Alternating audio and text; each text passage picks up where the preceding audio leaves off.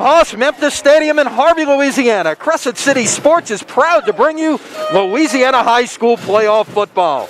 Tonight, it's a Class 4A semifinal, and it's as good as it gets as the number 6 seed Warren Easton Fighting Eagles renew their rivalry with the number 2 seed and 4-time defending state champions, the Edna Karr Cougars. Hi again, everybody. Lenny Van Gilder along with Wade Kaiser. The Cougars are about set to take the field with their classic entrance. And here come the Cougars. Wade, we've seen a lot of great rivalries over the years in high school football, but at this point in time, there may not be a better rivalry in the state of Louisiana, certainly not the city of New Orleans, than Karr and Easton. Well, it's an Orleans Parish thing also, and 2 Orleans Parish schools, one from the East Bank, one from the West Bank, and all over the city, it's considered a rivalry. Yeah. Now look, one of the things you automatically look at is what's, competitiveness, and really, these schools are playing for the 8th time in 4 years, and that tells you that is a rivalry because you're continuously playing. You'd like to ideally see wins coming on both sides, but the fact that Karr has won 8 in a row in this series doesn't take away from the fact that this is still a great rivalry. Right. Well, it's a great rivalry any way you look at it. The kids know each other. The coaches know each other, and we'll get into that later as we talk throughout the game, how the intertwinings of the coaching staffs have all worked together and have graduated from the different schools and things of that nature. But also the thing you got to think about is, they used to be district rivals, and they wanted to keep playing in their non-district schedule, so they're going to keep playing. Not only is it a great gate, but like the people of the city of Orleans Parish and New Orleans want to see this rivalry. Yeah, as you see the scores from the past 4 years, Wade, the one thing you notice there is in the regular season, the games have been a bit of a blowout, including earlier this year on this very field when Karr won 45-20. But in the playoffs, each of the last 3 years, it's been a one-score game, including a thriller a year ago in the championship in the Dome, 35-34. Easton scored late, went for 2, didn't make it, and Karr survived for a 4th straight state title. Well, Karr has overcome that old adage that it's hard to beat a team twice in a year, right? I've been involved in that, and on both ends of it, where we've lost twice, we've won twice, and we've split, right? But the thing about Warren Easton is if they've played earlier in the year like they did this year, week 1 where it was a blowout in week 1 with Karr beating Easton 45-20. I mean, if it comes to fruition again tonight, we're looking at possibly another 1-point ball game between these two teams. So they learn from their mistakes, they prepare different, they bring something a little bit different to the table, and the intensity of the rivalry definitely comes out. Teams getting ready for the coin toss. It is Karr and Easton once again. The kickoff is coming up. And as we wait for the captains to meet here at the center of the field, Wade, it is, it's kind of quiet right now. It's almost eerie. They've come out. They wanted them on the sidelines. Right. 10 minutes before was the information we got. And so it's just kind of a, kind of the calm before the storm, if you will, as we get ready for this one. And like you say, it always delivers when these two get together. Well, it should deliver again here tonight. And like I said, both will have something new under their sleeves from when they played way back in week 1. They'll bring that out, and they're both fast-paced offenses, which is exciting for us to watch, and for the fans back home. And the things you're going to see are going to be really fast because both of these teams can score a lot of points quickly. The Shreveport Football Officials Association at this time, the players will get to midfield for the coin toss. We'll get the coin toss here. It will be for Karr, Destin Refuge, and for Easton, it will be Casey Kane going out to the center of the field for the toss of the coin. And well, it's the world of COVID still. You can't bring any more than one out. Right, one out. Right. One out. Casey Kane and for your Karr Cougars, number 7, Destin But I tell you what, you look down there with all the cameras and Yeah, everything, there's a I lot don't of- see yeah. a whole heck of a lot of social distancing going on. Not right now. We're gonna have a hard time seeing what's going on with the tosses. Everybody's Right. kind of crowded in, but You know, don't they have some rules for media folks? yeah, I don't know. So it's Well, we got the Shreveport looks like Association right. tonight. Shreveport officials here tonight. It looks like Karr won the toss. We'll wait for the official indication here as the media will scatter out of the way. Karr won the toss, and they want the football. They want the football, and they're going to go right to left to start this game as we view it. So we'll.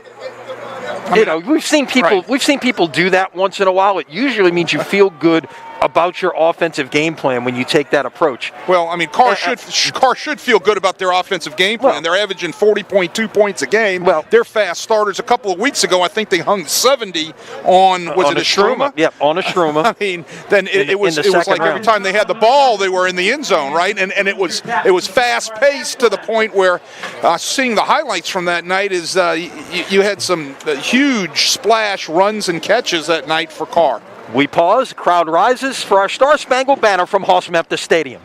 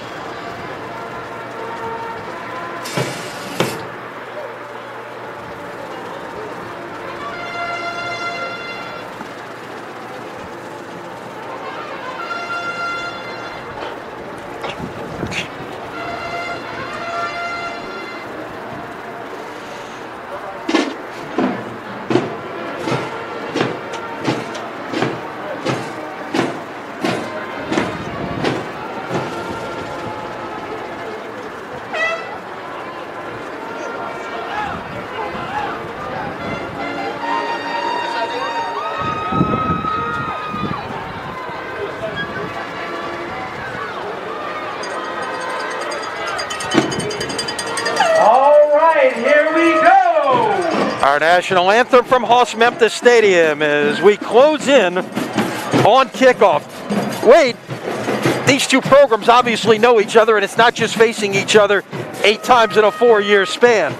You got Bryce Brown, Jerry Phillips work together. Right. You know, in fact, Jerry is a Karr grad. Noel Ellis, Munchie Lego, Karr grad. So you've got it.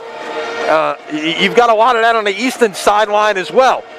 They know what it takes. And I think it's just a matter of one of these times getting over the hurdle and coming away with a W. Well, I mean, they know each other. They're, like you said, Munchie Legu, and who, I coached against twice, and boy, was he a talent. And, he's Jerry Phillips's nephew, and Jerry Phillips was at Karr. He's a Karr graduate, right? And so Noel Ellis, who's on the Easton sidelines, I believe he had a son that played at Warren Easton as well as a son that played at Karr. Right, and both both Phillips and Ellis played at Tulane on that 12-0 undefeated team back in 1998. Well, you know what they say about this city, right, Lenny? I mean, it's the biggest city that everybody knows each other in, right? I mean, there's no secrets, and it's the same way in prep football.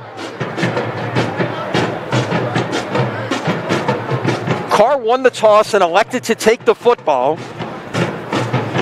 So Easton is going to kick it away from left to right to start this game. Cougars come out in the all-hands team expecting something fishy.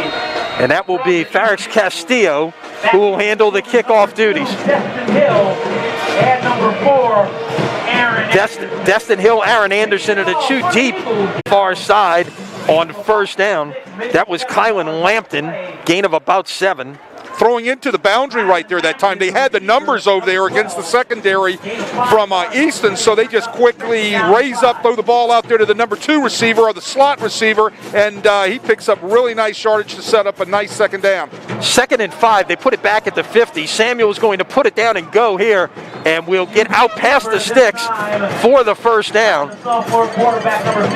That was Jeff Jones, the safety, on the stop after a gain of 6. That's hard to defend. If you're putting all that pressure on and you're doing a great job in the secondary, how do you defend a guy like A.J. Samuel who's just going to take off and run the football like that and pick up first downs all the time? Play action on first down, throwing near side. It was incomplete. That was intended for Destin Hill. Out there in man coverage was Wallace Foster, who had a nice job. He's only a freshman. So you're talking about both sides grooming people. Easton definitely plays a lot of young people, and that Foster right there that time did a nice job in man coverage, had his hands all over, and the officials decided to let that one go. 2nd and 10 at the 44. As if on cue, they all turn up and check with the sideline.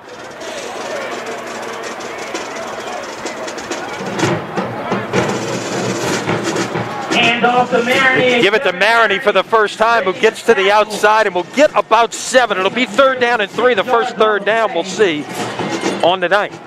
Maroney does a nice job right there finding a hole. He's trying to run the inside zone, and he just bounces it out to the outside where he had some running room. Nice vision right there, a nice cut. 3rd, call it a short 4. That's going to be short. So Maroney's about 2 yards short of the sticks right there. And it's decision time early on for Bryce Brown. Brown in his 6th season as head coach. Keep in mind, Wade, he started 0-3 his first year. Since then, he is 74-6. On 4th and 2, they'll try again. Maroney, I don't know if he got there. Let's see. Yeah, he fell forward. Let's see. It looks like they're going to give it to him. Boy, he was hit initially at the line of scrimmage, and it looked like he bounces off of it, keeps his legs turning, and he falls forward to pick up the first down. That'll be enough for another Cougar first down. Just barely got it. If they were bringing out there, I bet that thing would have been measured by the length of a football. He would have gotten that. So from the 33. Play action on first down. A little stop and go route, and wide open is Hill for the touchdown. 33 yards on the catch and run. Samuel to Hill. Double move out there on the hitch and go, or the stutter and go, whatever you want to call it, but it's a double move with a pump fake by A.J. Samuel, and then he lays the ball out there. All it needed was for Hill to get about 2 steps on the defender, Wallace, right there. Wallace Foster, and he was beat. The ball was laid out perfectly, and like I said, Karr can put a lot of points up fast, and they're on the board at the 10-12 mark in the first quarter. Nicholas Fremont on to try the point after. And the extra point is blocked. Coming off the edge. That was Ramon Stevens who came off the edge. Well, he was all over that. I mean, he just didn't block that. He just knocked it down. So it was Lamont Stevens right there with a huge block that, I have a feeling, though, that 1 point somewhere tonight between these two teams could come down to being the difference, but there can be a lot of points scored by both of these offenses, so it's going to be interesting to see if that 1 point really is something that's going to play out and hurt one of these teams. You look back at the history in this series, we've had just in the last 2.5 years, we've had 2 1-point games, so 21-20 in the regular season in 2018, and as we mentioned, 35-34 in the Dome a year ago. Please, ladies and gentlemen, please bear with us. We're having a scoreboard situation. We're trying to fix it. Please bear with us. Having a clock malfunction right now that it looks like they're trying to fix. That may stop play. As long as they don't have an electricity issue. We were here a couple weeks ago and the whole lights went out on, I believe it was De La Salle and... Can't remember exactly what game we were doing. If you remember that, the folks at home might remember that if they were watching. The whole lights completely go out. Yeah, we were here for John Ehret and Thibodeau, and I don't know if they're trying to give us a flashback here, Wade, but when they reset the scoreboard, it just went back to Ehret and Thibodeau instead of Karr and Easton. That's the one where the lights went out. Yes. Well, let's hope not. Yeah, so let's see if they can work on that. They're still holding things up for a moment. While they are, it gives us a chance to Remind you, Wade, the Crescent City Sports Prep Football is brought to you by Louisiana Dental Center, your dental home team with 19 locations throughout Southeast Louisiana. We'll see you today. Go to ladentalcenter.com to find out more. Well, looks like they got it. Everything seems to be all right, at least in terms of operational. They haven't been able to change the names back at this point. We're still Eric Thibodeau on the board, but that's okay. Well, I think both teams can figure that one out. Yeah, exactly. So kickoff back to about the 5. They're going to run a reverse on the kickoff, trying to come back this way. That's Elwha trying. Now he's trying to go back around the other way. He's got nowhere to go, and he is trapped at the 1-yard line. So Easton looking for some trickeration there on the kickoff. The backside of the coverage of Karr did a fantastic job staying in their lanes and waiting for something to happen. And they were right there to be able to sit on the reverse when it came back. You'll see it right here as he reverses his field. Elwha reverses his field. And there's your backs of, they missed a block in the back right there. Great job by the guys in purple from Karr being in their lanes to make sure that thing didn't reverse back the opposite way. First down and 10 from the goal. So, got to start from the 1-yard line here. Quick pass on first down is going to be caught, and it's going to be another first down.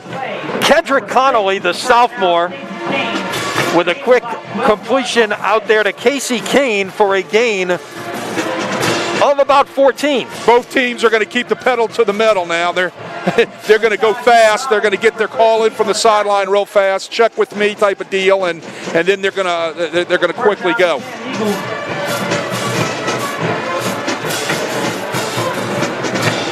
So from the 15, take the handoff. They'll try to run the tunnel screen right there, and that was in and out of the hands of his receiver. That was Leon Elwha, the intended receiver. Well, that wasn't so much RPO as that was a predetermined pass right there, and the ball, I don't know if it was the coldness of the night, just came out of Kedrick's hands and kind of floated on him. And I think there was a busted snap count there on 2nd and 10. No one moved as Connolly took the snap, and rather than try to have something bad happen, he just threw it out of bounds. So now it's 3rd and 10. Well, I think that was a mess up there by the center. Had the snap count wrong, or might have heard the snap count. Usually they clap their hands or give some sort of signal with their foot right there that they're ready to receive the ball, and the center just went ahead and snapped it. And so Connolly, what does he do? He just throws it out of the bounds because nobody was looking for the ball. Smart play by the quarterback to just throw it over the head of the receiver. So that last play will not count. Oh, so they're going to wait. They called timeout before that play was set to go. So it's going to be a do-over here apparently now, 2nd and 10. Correction, that last play did. Nope, check that. So that will bring up 3rd down. All right, 10, never mind. Which means I'm going to need you to make some noise. 3rd and 10 for Easton. The line to make is the 25-yard line. He'll give it away. Not much doing that time. On the carry, Jay Gordon. So that was Gordon on the carry that time. Inside zone, Gordon trying to ram it up inside, and that huge defensive line of Karr, those guys have done a nice job all year, giving up only 15 points a game. Wait, now they are saying, now they've got it as 3rd and 7 on the stick, so the play must not have counted. 3rd and 7, so. Okay, now they're going to go talk about it. They're going to figure that out. Let's see what we've got here. White hat and the line judge. Now you got some confusion here, because obviously if that was the case, then play call dictated that, so apparently it is 3rd down. Okay, we'll figure it out. Yeah. Right, and the most important is they've got to figure it out down there, and I think they have. I think they're going to play 3rd and 7 here. Down the seam, caught, 1st down. What a catch that time by Casey Kane. Casey Kane runs the post route. Connolly puts it right on target. He goes up and gets it and comes down to move the sticks for the 1st down. Kane comes in with 16.1 yard average per catch this year, Lenny, and he's got great hands. He runs great routes. Texas signee. I was just going to say that. Texas signee on the early signing date on, Tuesday or Wednesday? Wednesday. Connolly taking a shot down the sideline. That's going to be incomplete, intended for Kane. didn't look up until the last second. He couldn't find it. Once again, he was looking for number 6, Casey Kane. Great coverage out there, man coverage again with a one free safety, what they call man-free coverage right out there. Yeah, that was Rashad Gonzalez, the sophomore. These two programs not afraid to put young players on the field. They'll put their best guys out there. Doesn't matter whether you're freshman, sophomore, junior, senior. Play action on 2nd and 10. That was tipped at the line that time. It was intended. That was Quintrell Johnson, the intended receiver that time, and incomplete. So it's now 3rd down and 10 at the 34-yard line. That was Con Meads that came off the corner right there off his edge and got his hands up. Nobody touched him, and he just batted that ball away. Nice job by Con Meads. So 3rd and 10 at the 34. Connolly has trips to the bottom of your screen. Will throw that way. That is caught by Johnson. Not much room to run. It's well defended out there, and it'll be short of the first down by about 3 yards as Torrey Morgan is on the stop at the 41. Karr comes out in zone that time with a too-high secondary, and Easton looks up, and they throw the quick screen out there. He tries to split it, but the thing that's impressive about Karr defensively, Lenny, that I noticed about these guys is they run to the football. It's almost like, okay, we're going to let you catch it, but you're not going anywhere after you catch it because we're going to fly, and we're going to get 8, 9, 10 purple jerseys to the ball each time. That's the mark of a good defense. So Jeray Johnson, whose name you'll hear a lot tonight at linebacker as well, just a sophomore, Cougars number 4, they also handles the punting. Anderson is back deep. Punt is fielded by Anderson at the 34, makes a couple of men miss, but he's quickly met by a ton of white jerseys, nowhere to go, and he'll be put down right there at the 34-yard line. Anderson catches that ball, Lenny, right on his shoestrings, if you notice. He had to almost bend down, reach over, and grab it with his fingertips down on his toes, right? He needed to come up underneath that ball and catch it a little bit cleaner. He might have had himself a chance to get out the gate there and add to their field position. Yeah, no doubt. But they'll start it at the 34-yard line. First drive started at the 33. Remember, Karr won the toss and took the football. An impressive first drive on offense. Trips to the bottom with Maroney alongside Samuel. Give it away. Not much doing this time, and a nice defensive play there by the Eagle front. Right in the middle of all of that was Sean Washington, the 6'3", 297-pound junior, the LSU commit. Sean Washington's definitely a load. Huge LSU commit, and comes in with the 32 tackles and 3 sacks on the year. Samuel will roll, fire, and it's wide open, but it was underthrown. Aaron Anderson had no one within about 10 yards of him, but the ball was down at his shoe tops. Aaron Anderson looked up, and he didn't see a white jersey, like you said, within a mile. Ball's out there. It's on target. He's got to catch that. He scores. They go up by another touchdown. Wow. He's got to catch that football. He's going to look back at this replay this next week, and he's going to say, oh, no, I should have caught that football. So it's 3rd down and 10. Again, now they'll motion out of trips to the bottom, 2 to each side. Samuel, lots of time, will fire off the hands of Destin Hill. A lot of time right there. Great job by the offensive line. Those guys created a nice pocket for A.J. Samuel to step up in and throw the dig route. It's a 15-yard dig route right across the center of zone coverage that time by Warren Easton. It was just a little too much zip on it, right through the hands of the intended receiver. Another ball that should have been caught. So on 4th down, they'll punt it away.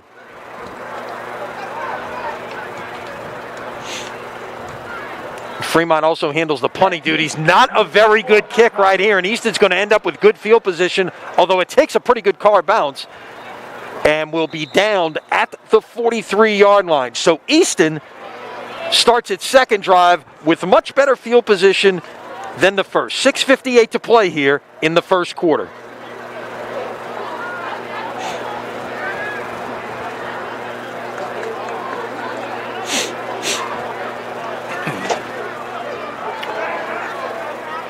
So 3 possessions in the books thus far. Easton beginning its second possession. Started the first one at the 1, starts the second one at the 43-yard line. Quick pass to the perimeter and room to run. And down the sideline, he may be gone. Touchdown, Easton. Just like that, Alred Luke, 57 yards on the catch and run from Kedrick Connolly. Off the RPO, Conley stands up and pulls the ball off of the read, throws it out there to Alred. And Alred Luke, watch him come shot right out of a gun right there. Great blocking out on the edge on the corner. Couldn't get the receiver's number that was out there that laid that great block. And I tell you, Luke showed his speed just sliding down that sideline. Nobody in purple could catch him that time. Vasquez on the try to point after to give Easton the lead.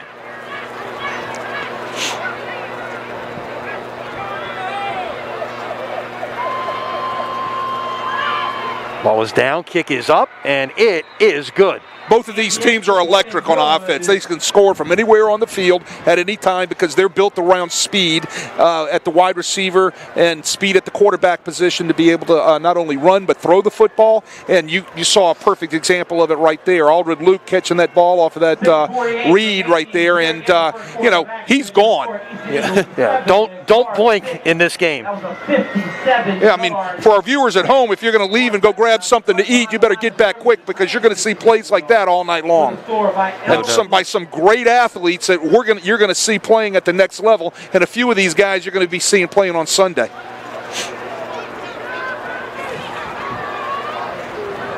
I mean, Luke comes in with 11 TDs. He's going to add to it right there with 12 and 14.4 yards every time he touches a football. So, you got to figure, we've seen it so far that they like to be able to throw those quick routes to their receivers out there off of their RPOs. So that means he's catching the ball, and he's averaging every time he catches it in a short route 14 yards every time he touches the football. Yeah, we saw Easton earlier in the year against East Ascension, and Luke was heavily involved in the offense that night. They ran a lot of those jet sweep action shovel passes to Luke. And I want to say he had 12 catches in that game. The first time these two teams played this year, back in week 1, Luke had 9 catches for 169 yards and 2 touchdowns. And I think that night that we were doing that game with Easton, I said this is the time they're going to put the ball in Luke's hands, and that's the guy that was their go-to guy. No doubt. Kickoff taken in at about the 15-yard line. Anderson coming back this way, trying to get to the edge. He's run down from behind. That was on the tackle. Jeremiah Macklin, the sophomore defensive lineman, at about the 35-yard line. Well, a few chippy words passed down there between two rivals, so I'm sure that's something that this official crew tonight is going to and make sure that they keep everything under control, and that's going to happen in a rivalry. You're going to get a little shoving, a little pushing, a little this, a little that. So Karr begins at the 33.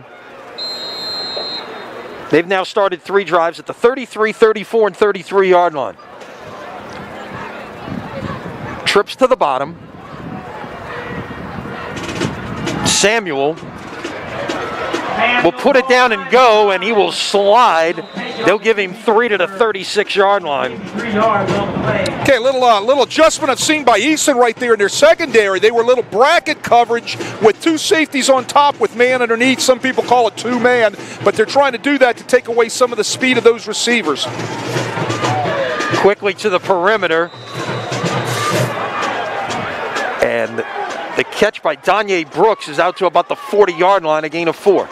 Trying to throw that quick screen or that wide receiver screen into the boundary, it's kind of tough. You just don't have a lot of room to work in there because a lot of jerseys are coming from inside out real fast from the defense, and things kind of get clogged up for the running lanes.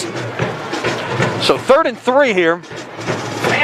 Samuel made one man miss in the backfield and turned that into a 15-yard gain and a first down. He keeps it off the zone read, or the zone read follow, I guess if you want to call it that. He's going to follow his running back right there, right up the hole. They wrap the backside guard around and has a nice block and gives a big hole for Samuel. Going quickly again, Samuel caught, and that once again is Brooks, and he is brought down at about the 28-yard line. It's going to be a first down, but that was a hit delivered at the end of that play. And that was Ronald Lewis III, the junior defensive back who's got 7 interceptions on the season, and a flag has come in. Well, we've got some flags after it. I think if this is going to be some dead ball added on to that particular play. Here's our preliminary call. Geez, I may have said Brooks. That was 4 Anderson on the catch. Oh, we got an ejection. Oh, my goodness. We got an ejection against Karr. Didn't get a number. It must have been, it looks like it was number 4. Aaron Anderson, possibly. Yeah, we're going to find out here in a minute. On the Cougars, in Aaron Anderson, number 4, he's just been ejected from the game. Oh, Aaron Anderson ejected from the game. Preliminary indication is that he might have thrown a punch when he was down in that pile after that huge hit laid on by Ronald Lewis.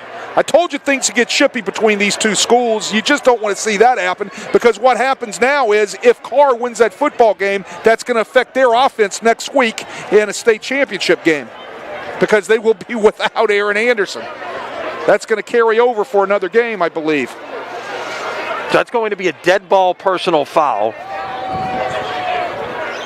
Basically wipes out the gain right there. It's going to put the ball down at the 43-yard line. The game was 17. The penalty is 15. And with Anderson, you lose a guy who has got 27 catches on the year, 6 touchdowns, a highly touted recruit coming up in the 2022 class, and we got a stoppage here. Where did a change go in this situation, Wade? Is it going to be 1st and 25 or 1st and 10? Well, it's going to be walked off, and it should be 1st and 10 again. Right, they're going to bring them. Yeah, they're going to bring the chains back. They walk it off. They can't leave down. They're not going to be penalized the distance. They'll be penalized by the play, and it's going to be walked back. But getting back to Anderson getting kicked out of the game, you also lose a valuable special team guy. No doubt. He's a return guy. Right, exactly. That hurts them in 2 phases of the game tonight. I hate to see that. That's just tough in a game like this. You got to learn how to hold your water a little bit. From the 43. Samuel down the far side, incomplete. That was intended for Kylan Lampton. Trying to take a shot there on the post corner route. Samuel lays it out there, just kind of overthrows the route.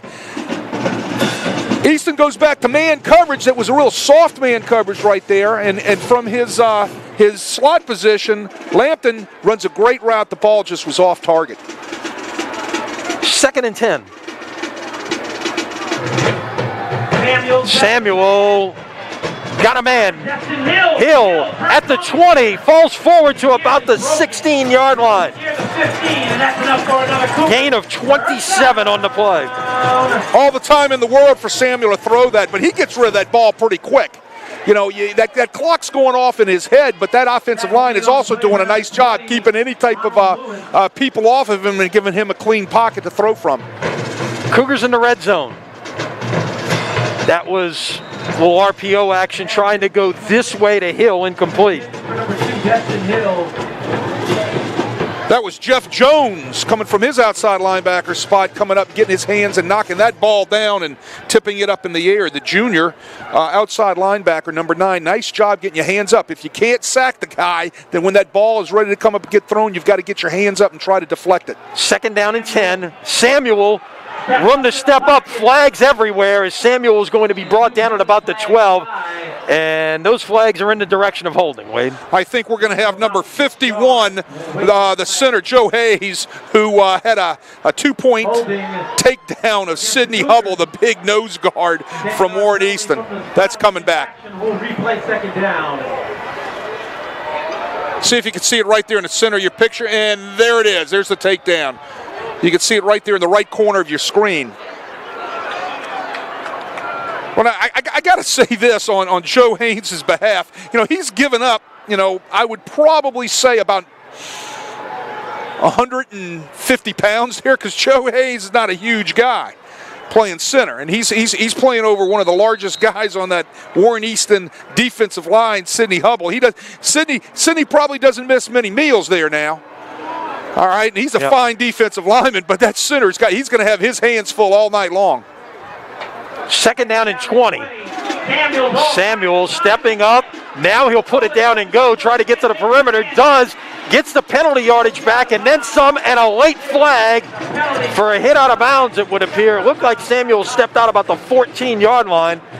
We'll see when they make it to 16. Half the distance to the goal penalty here is going to put it right near what a first down would be. Let's see where it's marked and where they mark this off, but it's going to be very close to a first down. Here's Wallace Foster, hits him out of bounds. There's no need for that. He was heading out of bounds right there. They're going to be real sensitive, and they have been real sensitive on that at all levels. You see it on Sunday, you see it on Saturday, and it definitely trickles down into high school. And if somebody's giving themselves up as they're walking out of bounds into that white paint, and if you just touch them, they're going to throw that flag every time. Well, in high school, a personal foul is not an automatic first down. Right, no it isn't. So it is second down, 3rd and 1 at the 8. Quarterback keeper got to the perimeter. Did he get the sticks? Let's see. We'll wait for the spot. It looks like they're going to put him out at the 9-yard line, a loss of 1. No gain on the play. And now it's 4th and 2. He runs the zone read right there, and he pulled the ball off, and that was a good job by Foster coming off again after that late hit. He does a nice job getting him right there and holding him. So they went quickly on 4th down. Easton is saying they got the stop. Karr is saying they got the first down, and I think the referee is saying they got the first down. Well, not by much. Now, I'll tell you, it was if they're going to measure that, at the bottom of that pile getting up was big number 90, Sidney Hubble, the nose guard. He had to have fallen forward just by an inch or so and gotten that first down. So 1st and goal at the 7. Samuel might have got a yard. Well, that was all designed quarterback run. There was not much fake there. He just kind of hung the ball out for the fake to Maroney right there. No fake by Maroney, and then Samuel just takes off up into the B gap, A gap right there, and there was really no place to go. He was met by a huge group of white jerseys right there. That's awesome. Lost a yard on the play. It's going to be 2nd and goal at the 8.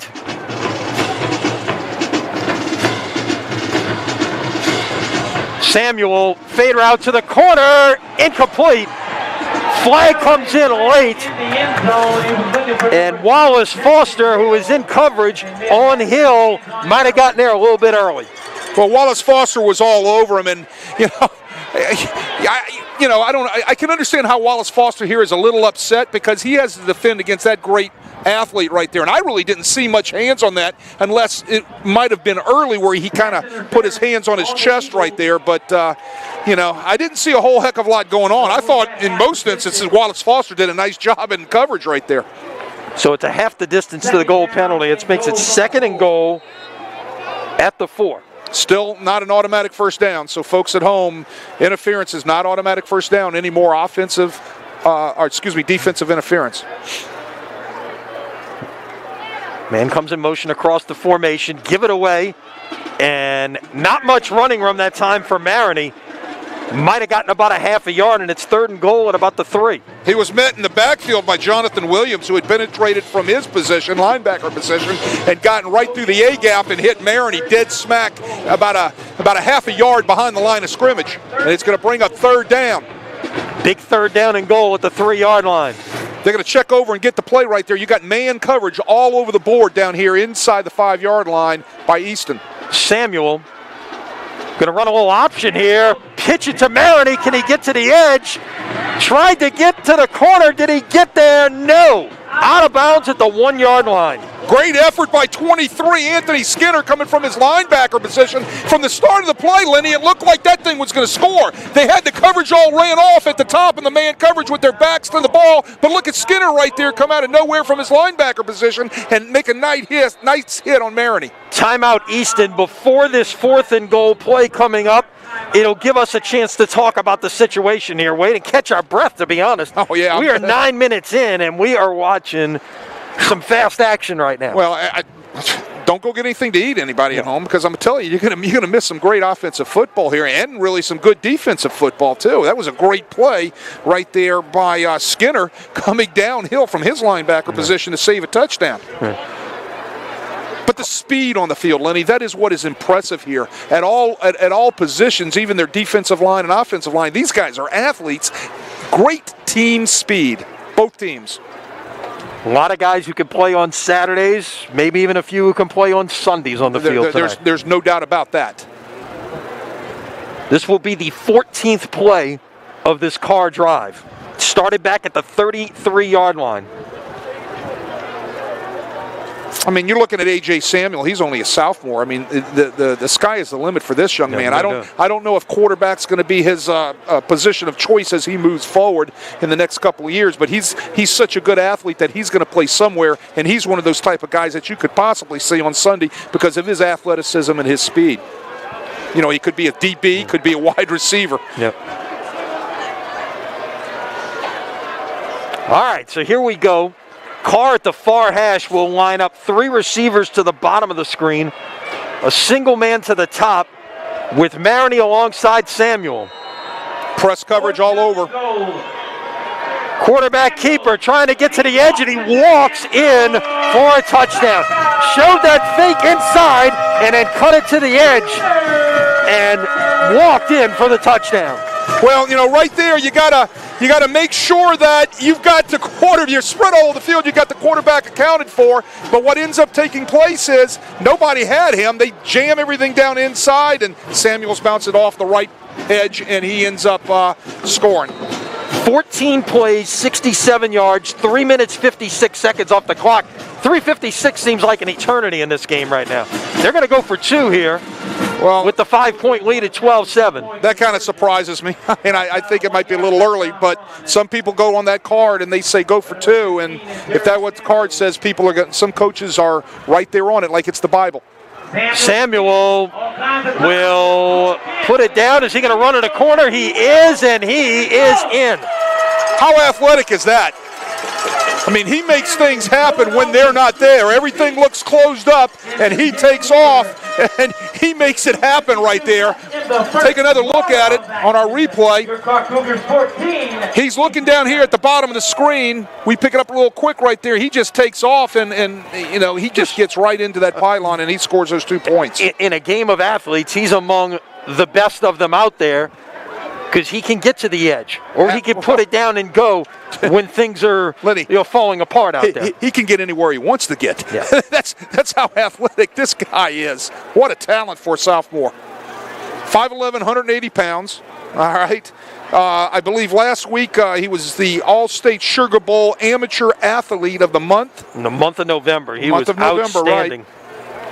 68 attempts running the ball, 368 yards coming in, 5.4 yards every time he decides to take off, as I said earlier.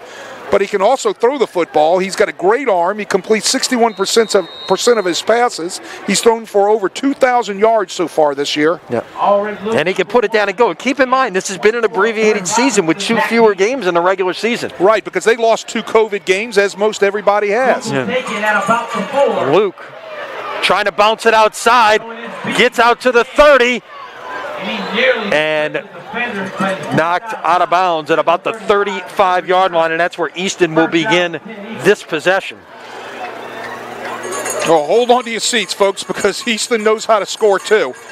Now, a one-play drive a moment ago. That was Luke on the catch and run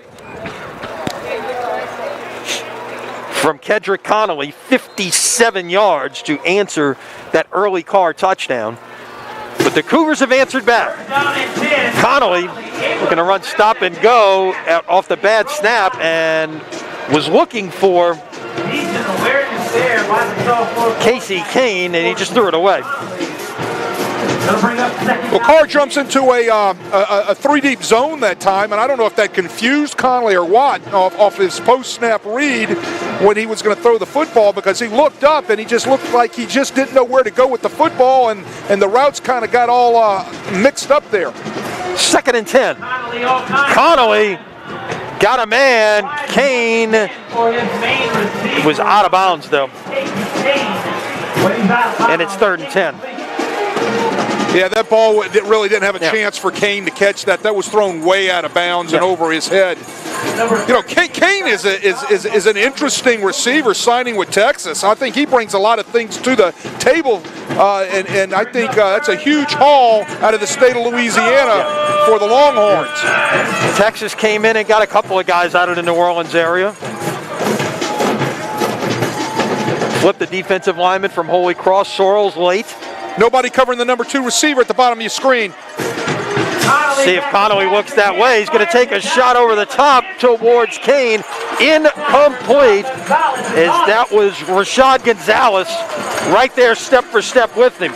So not only 3 and out, Wade, but you only took 25 seconds off the clock. You didn't give your defense much of a break right there. Well, no, they're over there on the oxygen machine right now. All right, now let's watch this. You talked about it earlier, the ejection of Aaron Anderson. So now you've got a new punt returner in there, and Joe Newman. Yeah, it could change the complexion of your punt return game. And flags before this one can get underway from the back judge. Not sure what that's about. Let's see. I think Karr lined up with 12. Yes, they did. Here comes we see a player coming off at this point. That was Destin Refuge. But you know, when you had that situation there, that might have been, you know, somebody changing positions right there, kind of threw everything off a little bit, and it's only 5 yards. It only cost you 5. Right. Yeah, it's the old I'm going to slide somebody on and see if you notice a trick. So 4th and 5, just don't do it again, and it's a first down. High snap. Bad snap, but he's able to recover and get it. Nice job by Johnson to even get the ball away that time, and it will roll, and it will be down to the 35-yard line. So that could have been a disaster, and it turned into a 25-yard punt. Oh, yes, that could have been a disaster. That was way over the head of the punter, and he was athletic enough to be able to open up his hips, get back there, catch that thing, and get it off. Karr comes out at the 35. They basically started every drive around this space.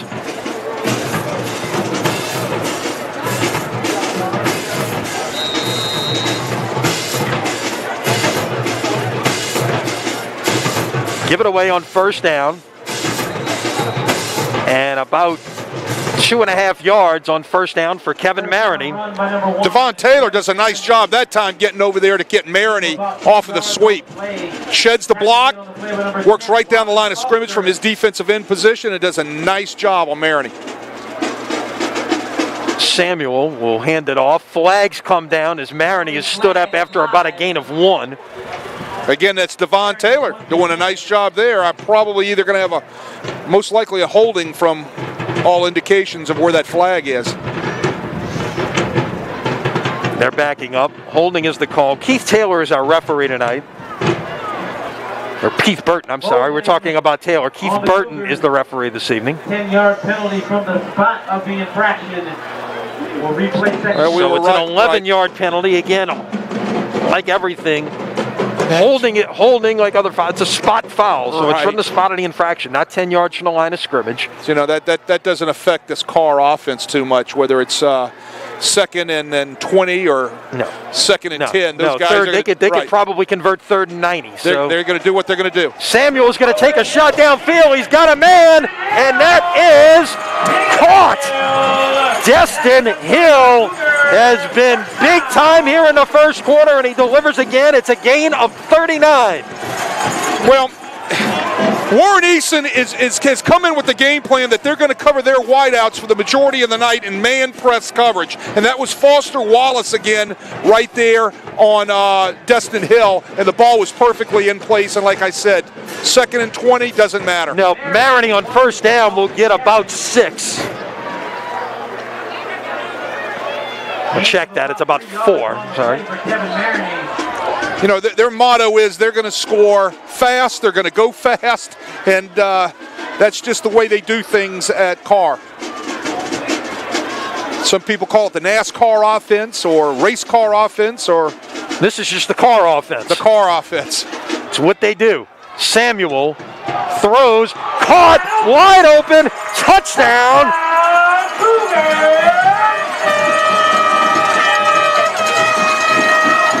Well, Lenny, let me say this on that touchdown. It started first from alignment. Easton only had 2 out on 3 out there, and they had them outnumbered. Somebody blew the coverage, somebody blew the alignment. That left the wide receiver from Karr wide open for a nice pass from Samuel for the touchdown. And gets it to the end zone for the score. 5 plays, 65 yards.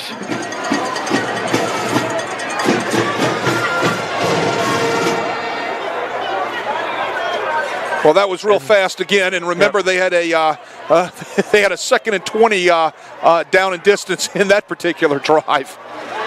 Fumbled snap and having trouble after tries. Having trouble tonight on their PAT game. Seconds remaining in a marathon of a first quarter. Your Karr Cougars. Let's see if we can take a look again at the scoring play. Here we go. Let's see if we can get this. 34-yard touchdown reception by number 19, August Banks Jr. That ball was caught by number 19. That was August Banks Jr. August Banks Jr., a person that we haven't seen much of tonight. He might be the person that is subbing in for Aaron Anderson that was eliminated from the game earlier in this quarter. But it started first, Lenny, by a misalignment by Warren Easton. Warren Easton only had 2 out there on 3 receivers. They didn't walk a linebacker out to get underneath the number 2 receiver. So the corner comes in and falls off on the number 2 receiver route, which left the number 1 receiver route bench wide open for the nice strike by A.J. Samuels. Alignment, assignment, and it started bad with alignment from Warren Easton.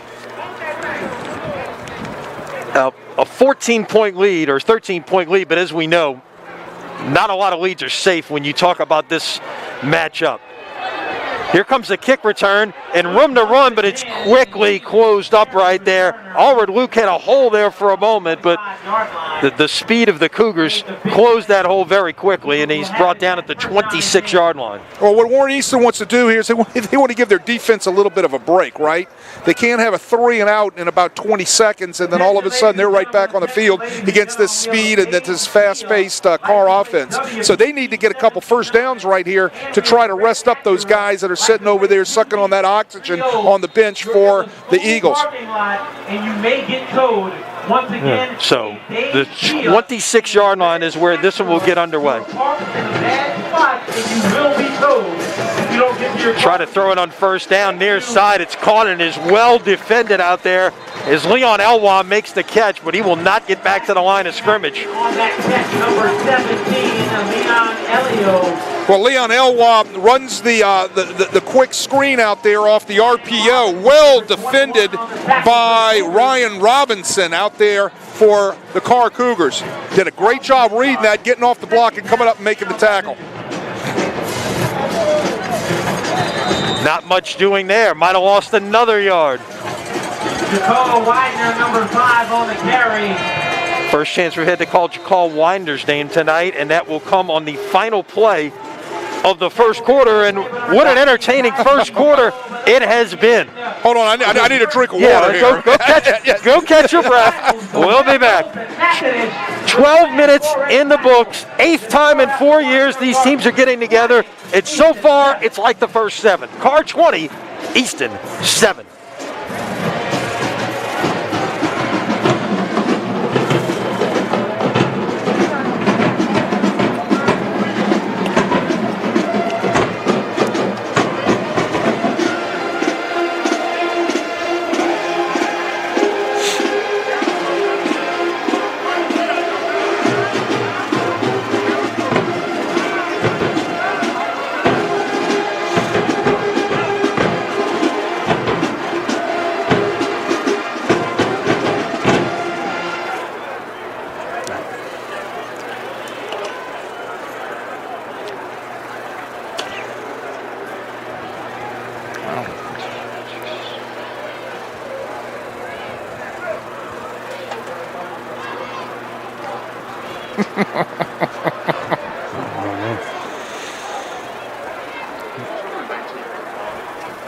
I just heard what he announced. Number 19, Karr. Second quarter gets underway.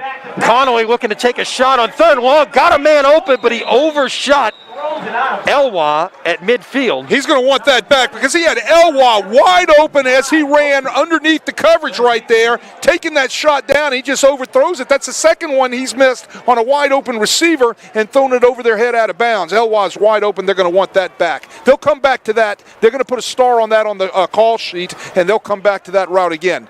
But they had the perfect coverage, the perfect route, and they just couldn't connect on it. Now, a second straight 3 and out for Easton. Right, that puts that defense back on the field again. But the only thing you got there was a little bit of a timeout at the end of the quarter. Punt is away, and it's going to check up, and this is going to be great field position, and there's a flag down on the back end of that punt. It's going to be Karr football at the 47-yard line, depending on the result of this penalty. Well, usually when that type of thing happens right there behind the play, it's usually a holding penalty or a block in the back penalty by the return team.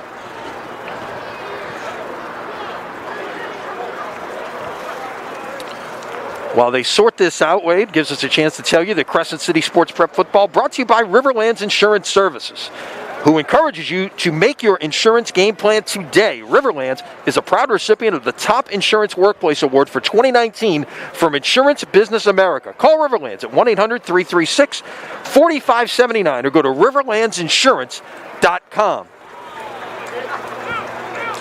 I think we had a holding penalty. That's what's going to happen, so they're going to mark it off from that spot, and it'll put Karr starting back in their territory. 10-yard penalty. Tacked on to the end from where he... where the hold happened or where the punt ended, either one, it's the same thing. Right, it'll be correct. at the 43-yard line. Best field position of the night for the Cougars. It'll be first down and 10 for the Cougars.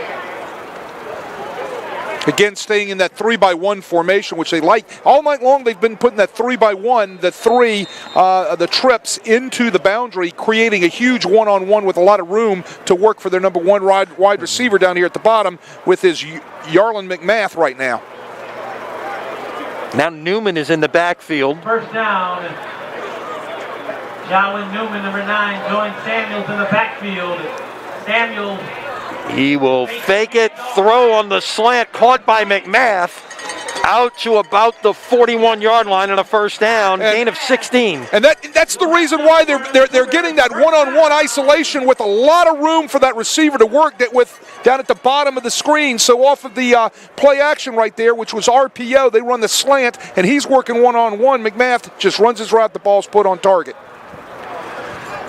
Already over 200 yards of offense for Samuel alone. Looking to add to it right here. He will step up, and now he's going to run. He's going to go down after about a gain of 6. Smart move right there. Learning when to go down and when not to go down is a part of the learning process for this young sophomore quarterback, and he did a nice job sliding into second base right there. And it sets up a real nice, manageable second down for... Second and 5. Yeah, for Karr. Trips to the short side, bottom of your screen here. But look at the room up top with the one-on-one press coverage, and look where the free safety is, the room that receiver can work in. And a nice job by the Easton defense as Newman is brought down by number 9. That is Jeff Jones, the junior free safety, who stepped up in there and read that well. Jeff Jones comes in with 35 tackles and 2 interceptions on the year. Does a nice job making that play right there for the Eagles.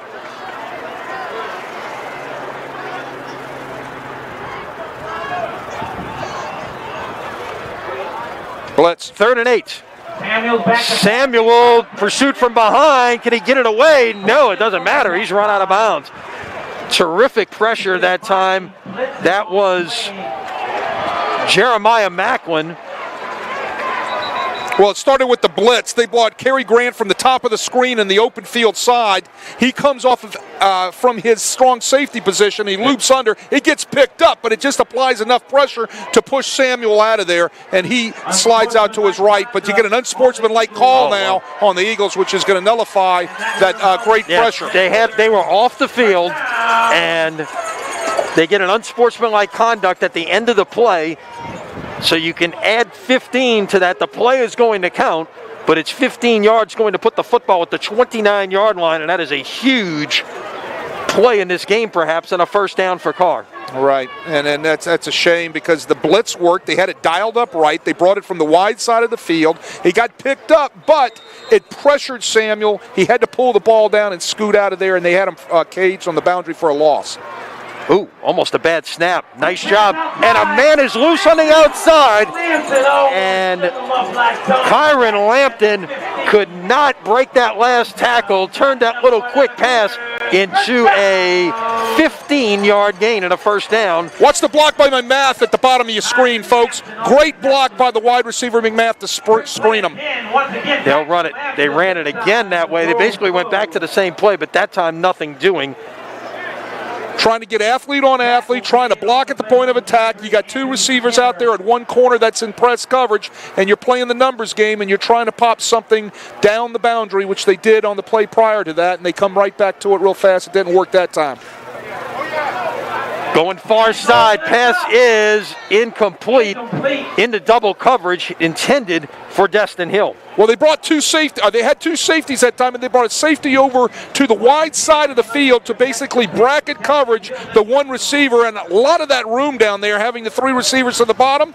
The safety's angle just wasn't very good. He should have been on top of that fade route. If he's on top of that fade route, he has a chance to knock the ball away or possibly intercept it. And if he does, there's a lot of green space. 3rd and 10.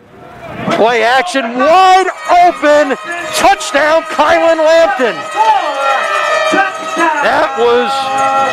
That was the RPO at the finest right there, Wade. Just fake the run, Lampton on the slant. How many times did we see another team in purple and gold up the river do that a year ago? Well, RPO right there, nobody. Linebackers step up for the run right there. He reads the play side linebacker. They throw the slant behind the linebacker. It's like stealing. I mean, it is so hard to stop that stuff. It's driving defensive coordinators nuts how to stop that RPO game where you have the option to read what somebody does, and you're either going to pull it and throw it or you're going to give it on a run. They're going to fake it, and they got it. So they lined up for one, faked it, and ran it in for two. It was refuge on the run. Well, I guess they wanted to work on that. They've probably have been trying to do that all year. They had the perfect opportunity with the PATs they missed. And watch this. Snap, pick up, and run. Everybody blocks straight ahead, and they figure they can knock everybody off the ball, and the holder can just pick right up and run, which he did to pick up the 2 points. So Karr has scored 22 in a row, and it is 28-7 Cougars with 9:30 remaining here in the first half. All right, well, this is where Easton has got to come up with an answer right now offensively. I'm not talking defensively for Easton. I'm talking offensively. And the answer has to be something that they're going to have some sustainable offense to be able to blow their defense over there and give them a shot to come back on with arrested a little bit with their legs under them. Because if it's going to be another 3 and out, this thing can get out of hand real fast. Kickoff. I think that was mishit, Wade, and I think so too. And it's recovered by Easton. Cary Grant comes up with the play. Nearly gone with the wind, but he came up with the catch. And well, Cary Grant had a sense to be able to look up in the air and make sure he caught that ball right there. No doubt. Or else that would have been a kick to remember. had he not come up with it. Absolutely. But they're going to start with great field position right here. And like I said, they have to have an answer offensively. They've got to get something going to move the sticks. Yeah. And it's not just a score, but it's a sustained drive for a score. Right. Connolly on first down, rolls out, shot deep. He's got a man open, caught, and out of bounds at the 27-yard line or 26-yard line. That is a gain of 32 on first down. Great throw right there. Great catch by Casey Kane. Nobody was around him. Blown coverage that time by Edna Karr. I think they had their man coverage mixed up, like you have him and I have him, but we're going to both end up covering one guy, and they forgot to cover Casey Kane. Great throw right there by Conley. Going back this side, Luke on the catch, but it is well defended right there, and that was Denham Remble on the stop. Luke didn't get but to the line of scrimmage that time. 2nd and 10. Well, again, trying to go fast, they get it out there real quick to the number 2 receiver, and Refuge does a nice job from his safety position coming up to make the play. Connolly's going to look to run. Flag is down behind the play, and he's going to go out of bounds at the 23. And Connolly looked like he might have taken a swipe at the Karr player, Terry Green, on the sideline right there. Well, I think he felt like he was shoved out of bounds, and then he kind of retaliated with his elbow on a push-off. But you're going to probably have a live ball foul and a dead ball foul on that. Let's see. You got, like I said, you had the penalty behind the play, and these officials are going to make sure that this does not get out of hand. Right. Keep in mind, you know, this is a Shreveport crew, and we've already had one ejection in this game. And how many? We've had a few unsportsmanlike conducts, penalties, and this is just another one. They're going to make sure that they keep this thing under control, which I think they've done a pretty good job so far. All right, so here's your call, holding, and then let's see, after the play, personal foul against Easton. So both penalties are going to be enforced. Live ball and a dead ball. So I think the Karr fans wanted an ejection like we saw the first time.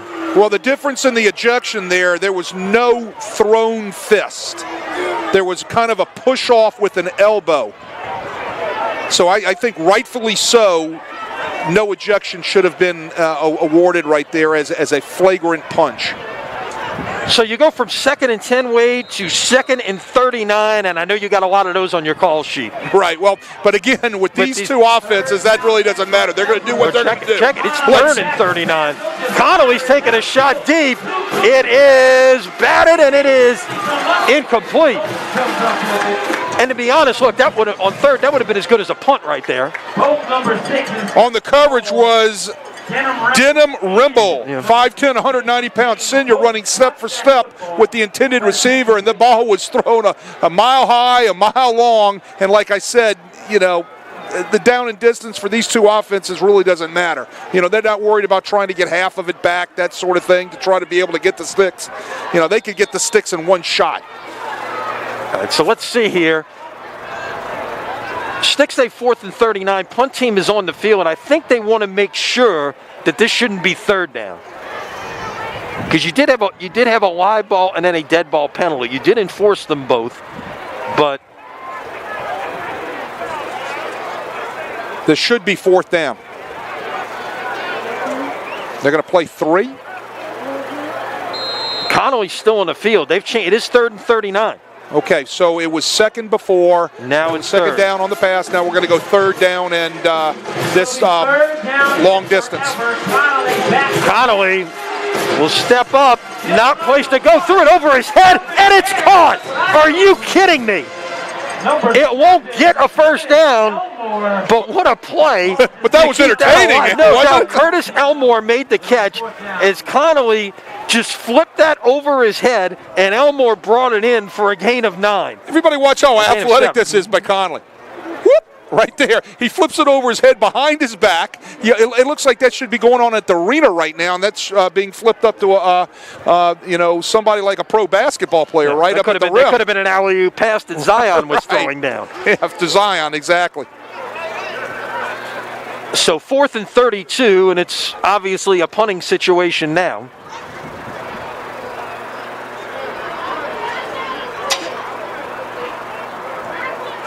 Bobbled snap, kick is on its way, and that will wipe off anything that could have happened in terms of roughing, and it will be out of bounds at the 26-yard line. Started with the bobble snap, so he bobbles it and he gets it out of there, and then he gets his leg hit, but they had gotten the ball also.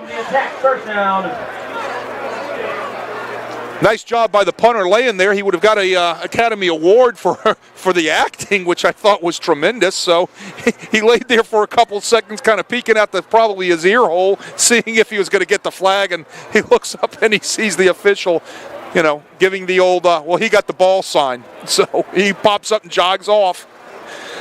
That's great. You got to love these kids. They're taught what to do because the coaches say, you get hit, you get touched, you need to lay there and die.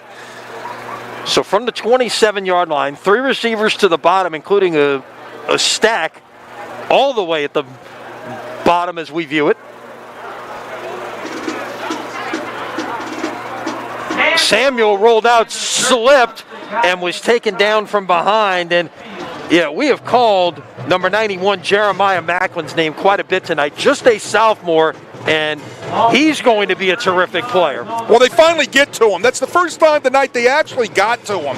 They've pressured him a couple times and got him out of there. We're talking about Samuel, but right there, Jeremiah Macklin gets to him and for another sack.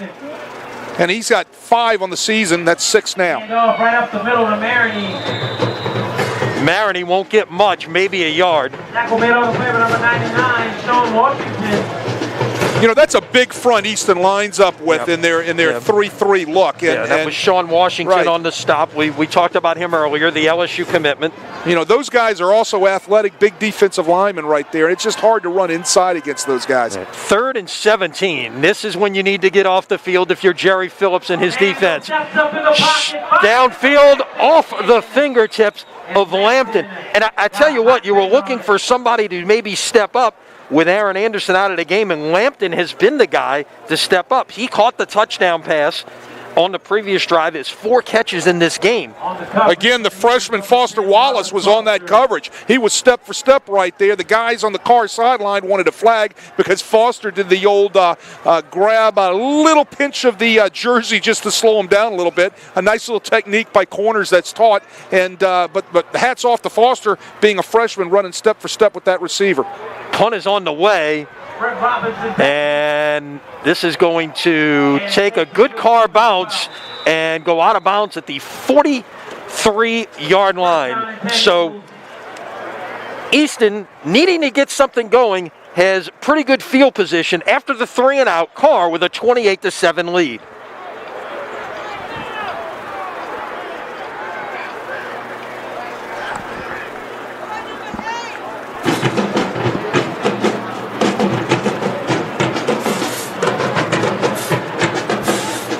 So the Easton offense back out on the field. We saw that one-play scoring drive back in the first quarter, and they've made just 1 first down since then, Wade. They've really got to be able to sustain something and get something going here. Not only to get points on the board, but to help their defense a little bit. Well, they got what the doctor ordered with the 3 and out right there. That's what they needed, right? Okay, so now the other end for what the doctor needs is they need to move the ball, move the sticks, and if they can come away with points, that would be great, but that would give them also a little confidence. But it doesn't start off well because they look like they had illegal procedure penalty or false start.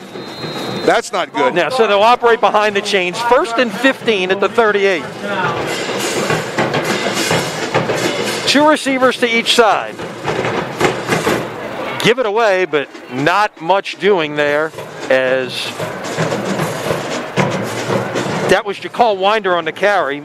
Well, got a couple. Yeah, well, that was not a zone read. That was a called inside give right there because they definitely didn't read the backside end for the Karr Cougars, who was number 48, Con Meads, coming down the line of scrimmage and banging that play up.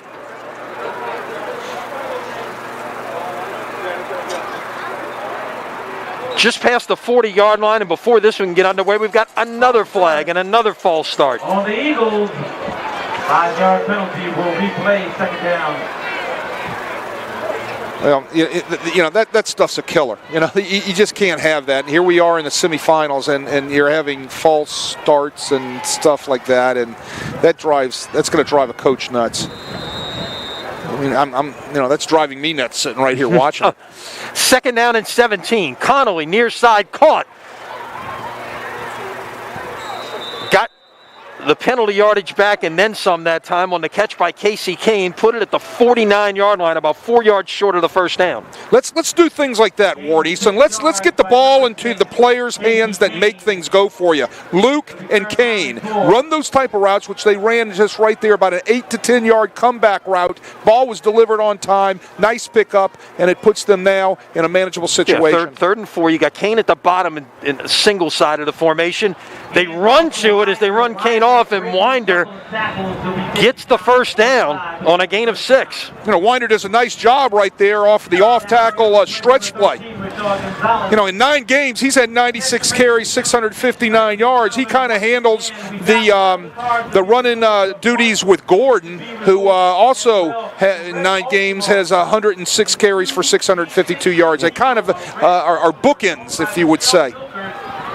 On the run, nice looking play that time, the draw, and Winder has a first down, so Easton putting something together. Putting something together, nice scheme right there on the draw scheme. They get everything worked up the field by the offensive line, get everything washed back, they hand the ball, they drop the ball down to Jacal Winder, and he takes off and gets the first down. Like the scheme, nice looking football play. That was enough for another Eagle first down. From the 30, Connolly taking a shot, looking for Kane. Did he bring this in? It is incomplete. Kane tried to make a remarkable one-handed catch while fending off the defender and could not bring it in. Pretty nice ball right there. Pretty good coverage also with the man coverage by your corner right there. Saw a little hand play there towards the end. Nothing called. Good job. No call by the official. Nice shot taken by Easton. Just a little too much air under that football. On the coverage that time, that was Colby Collins, if I'm not mistaken, doing a nice job on that coverage. Second and 10. Connolly coming this way in the direction of Kane once again, and it's incomplete. A little high fastball that time. Right. Well, I was going to say just a bit outside, but the thing about Connolly right there, he's got a rifle for an arm, and a lot of juice on that ball right there with not a lot of touch, and that just was real hard to handle for Casey Kane. So third and 10 in what is clearly 4-down territory for the Eagles at the Karr 30-yard line. I don't want to say must possession this early in the football game, but this may be a possession in this situation where you got to find a way to get points. Nice little tunnel screen that time, but it was well defended as L.Y. got maybe 2 on the catch. Coming up from his safety position, Michael Ricard does a nice job on that, making that play, coming all the way up to make a stop on the tunnel screen. It looked like it was ready to go. You could see right here they had the nice call, they had the blitz on, but right there from the safety position, Ricard comes up and makes the bang for no gain. Give him a couple on the play. It's going to be 4th and 8. The line to make is right at the 20. Down and 8. Connolly steps up, fires, wide open, and he missed a wide open receiver, Curtis Elmore, in the end zone. Oh my goodness. No penalty flags. I'm up here grabbing my hat, right? And look, a wide receiver, blown coverage by Karr. Carr's holding its breath right now. Can't believe that guy's wide open. They're getting counseled on the boundary right now. Like, whose man was that? That ball was just overthrown, and Connolly's going to want that back. We've seen a couple of overthrows already on wide receivers that are wide open. It's kind of like he's having a little problem with the touch. He doesn't have a problem with the strength of the arm. It might be with the accuracy and the touch, and I don't know if it's the cold weather that's doing it to him or not. Maybe the feel in the ball and his hands possibly could make the ball sail. Hand off on first down to Give it away on first down for Karr, and it's Maroney getting about 2. As I said, it's hard to run between the tackles against this Easton defense. This Easton defense comes up, only giving up 6 rushing TDs all season. They're hard to run against inside the tackles in that 3-3 look. So 2nd down, 8 ball at the 30-yard line. Karr was down 7-6 in this game. They've scored 22 unanswered to take a 3-score lead. That was a design quarterback draw, and the ball came out. And Easton has the football, and a guy's name who we have called a bunch tonight, Jeremiah Macklin, came away with it. Well, they're trying to run quarterback counter for Samuel, and it gets banged up in the back end of the play, and there's no place for Samuel to go. The ball gets stripped out, which gives Macklin the chance to pick it up and go. You can see the card and the tackle pulling on the counter right there. It's blown up before it can even get going. He gets stripped, and Macklin comes up with the ball. Great job by the defense, who in the past couple of series have come, and risen to the occasion and have done exactly what the doctor ordered for Warren Easton. Now, offensively, again, they've got to come up with an answer. Yeah, and they've got the ball now in the red zone right at the 20-yard line.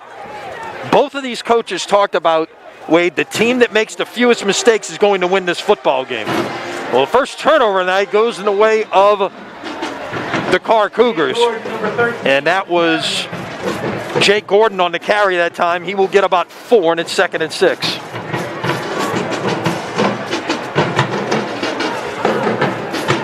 Second down and 6. Gordon again trying to break a tackle, but hanging on there is Torrey Morgan, the junior linebacker. Number 10, Torrey Morgan. Give him 3. It's 3rd and 3 at the 13.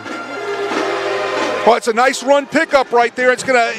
What that does now, it gives them a real manageable 3rd down. And again, 4-down territory right here. So you got 2 shots at it. They'll go play action, run the slant, and flags come in from everywhere at the 1-yard line. And you hope the receiver is okay, because that was what looked like kind of a high hit there. Well, Kane was the intended receiver. Kane was the intended receiver on the slant route on the RPO right here. They're in man coverage, got there a little bit early. I believe that was Ryan Robinson, the corner out there, got there just a tad bit early, was on the back of Kane, and the flag's going to get thrown right there, and it's going to be defensive pass interference. And that's going to be 1st and goal for Easton. And we've got another flag that came out on the Easton sideline. I'm not sure what that is about. To my knowledge, we haven't had any sideline warnings at this point, but I'm not sure what that is about. Well, Jerry Phillips is out there. Now, unless they thought something more than pass interference should have been called on that play. And we saw the 2 flags come in right away, and it looked like a high hit on his receiver perhaps, but again, that's a situation that, you got the penalty, you got 1st and goal. Talk to the officials about it at halftime. Right. Well, I'm not speculating here. Jerry Phillips is extremely upset about something that happened down there.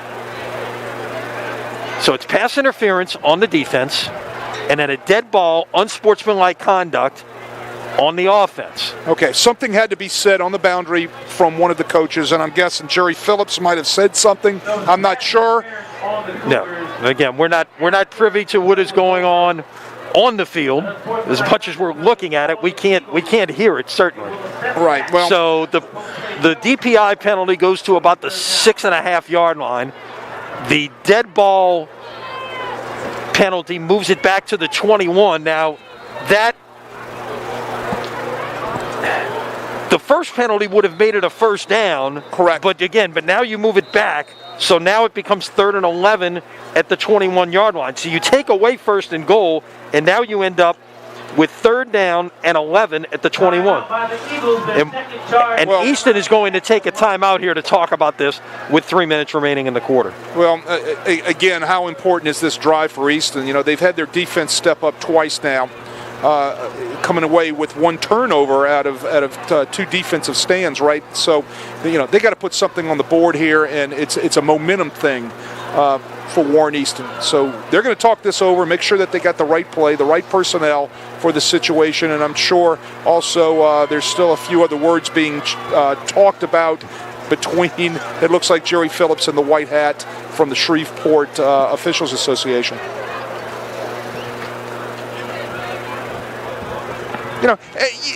They're just exchanging pleasantries. I mean, obviously Coach Phillips is upset about something, and he wants to get his point across, and the officials standing there listening to him, but it's not going to wipe off the flag. Right.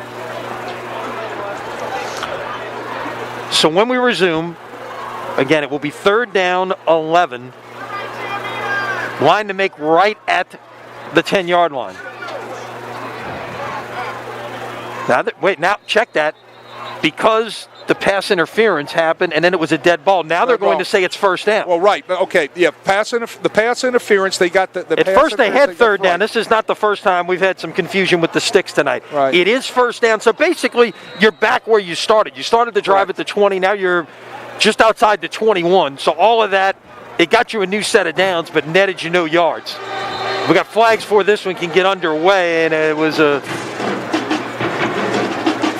it's going to be a false start. That's a 3rd one that we've seen, I believe, on this drive.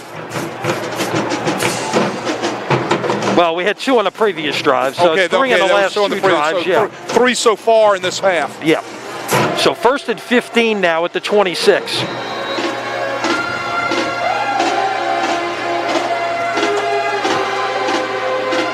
Two receivers to each side.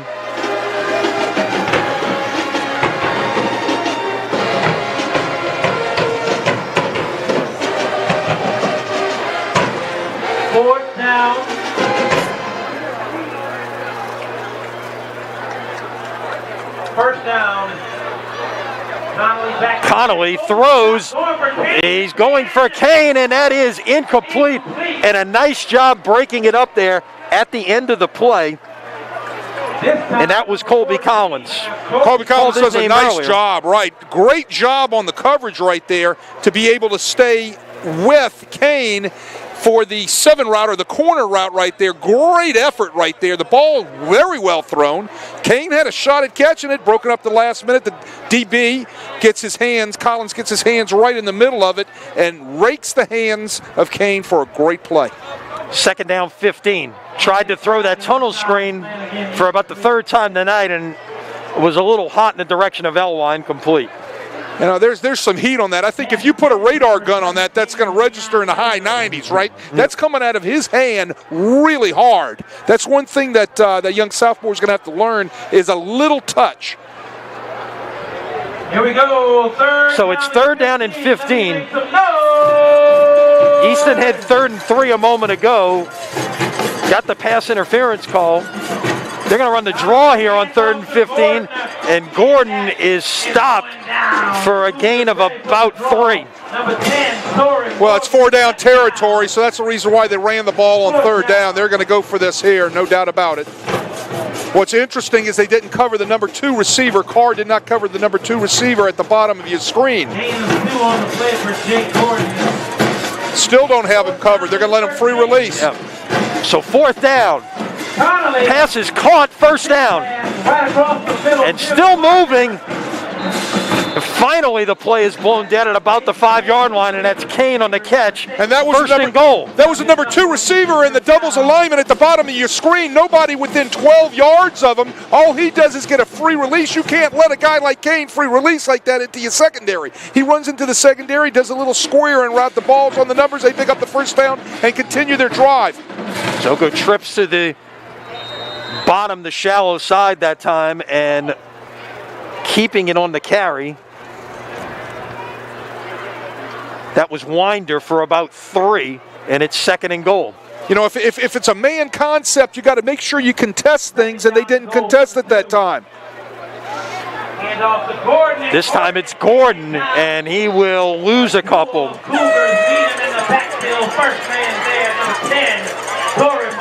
So 3rd and goal at the 4. as the clock continues to tick under 90 seconds. By number 45, Karl Odrick.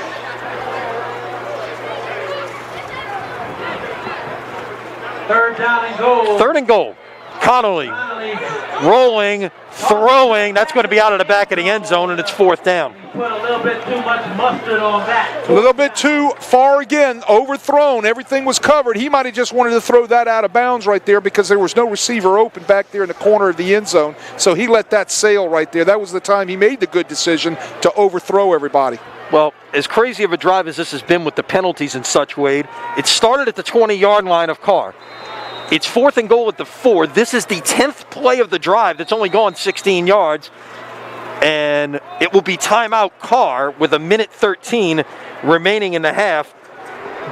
Bryce Brown and his defensive staff want to make sure that they've got their play call correct here to come up with this fourth down stop in a big situation right before halftime. Remember, Karr won the toss and took the football, so Easton is going to get the ball to start the third quarter. Well, when you're a fast-paced offense, okay, and like Karr is, you know, they weren't thinking about, you know, getting the ball at the beginning of the second half. What they were thinking about is getting on the board first and keeping the pedal to the metal, all right? But this would definitely be a huge feather in the cap of Warren Easton if they can put some points on the board right here. You know, hold this Karr offense from scoring within the last minute or so of the half, and get the ball back at the start of the second half. This is, you know, exactly what they need. If you're Jerry Phillips, what are you going to here on fourth down? I'm looking at number 6 or number 1. I mean, that's where I'm going. Number 6 or number 1. They've certainly been the two best options out there. Those are my two go-to guys. Luke is at the bottom. Kane is at the top. They both have man coverage, press coverage right here. You got two guys in tight right now. What they have is also two tight end formation. And they're going to run it on fourth down. Can he get to the goal line? He falls forward. Eagles are signaling touchdown. Yes, it is a touchdown. Defense comes up big again. Wow. And it was a touchdown. The PA announcer is calling for a fourth down stop, but the near side linesman comes in and says touchdown. This would be the one that would get reviewed. Now we got a huddle. I did not see a touchdown. Okay. This is going to get heated. This is unreal. You got Let's see Easton if we out can see there a lining replay up right for here. the extra point. You really can't tell inside. He might have fallen down on top of the body of a player. He might have not touched the ground, and he could have reached the ball out over the line. No, oh my goodness, short. They're taking it off. It is short. Cougars hold. Cougars got it back. First down. You know, from the replay, it looks like he falls down on top of a defender, but you really can't tell from our angle of the camera if the ball breaks the plane or not. He's fighting on the inside zone right there, and he's falling down, but you just can't tell if he gets the ball out there or not. Did not break the plane. So it's a turnover on down. First down and 10. Cougars. So Karr is at the half-yard line with 1:04 remaining here in the first half. So if you're Easton, you don't have enough timeouts to perhaps get a stop and get the ball back, but you got to think about trying to get a stop and maybe get a safety right here, which would really be... Well, let me tell you what Karr is going to do. They're going to go with this one-on-one coverage right down here at the bottom of the screen, and they're going to try to strike and score. That's the way they do things. They're coming after you whether you're on the half-inch yard line or if you're on the 1 yard line in the opposing team's territory. They're going to give it away. I don't know if he got out of the end zone. Let's see. No, they're going to say he did.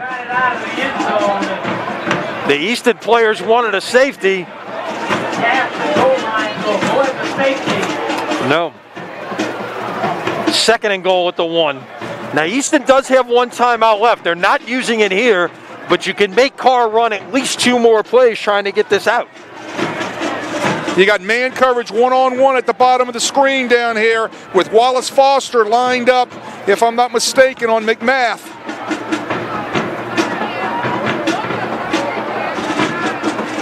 with no safety across the top. And This here is it the pass. They're taking a shot. He's got a man open. It is caught. McMath out past the 35 to the 40 to the 44-yard line, and he'll fall forward to the 45. You called it, Wade.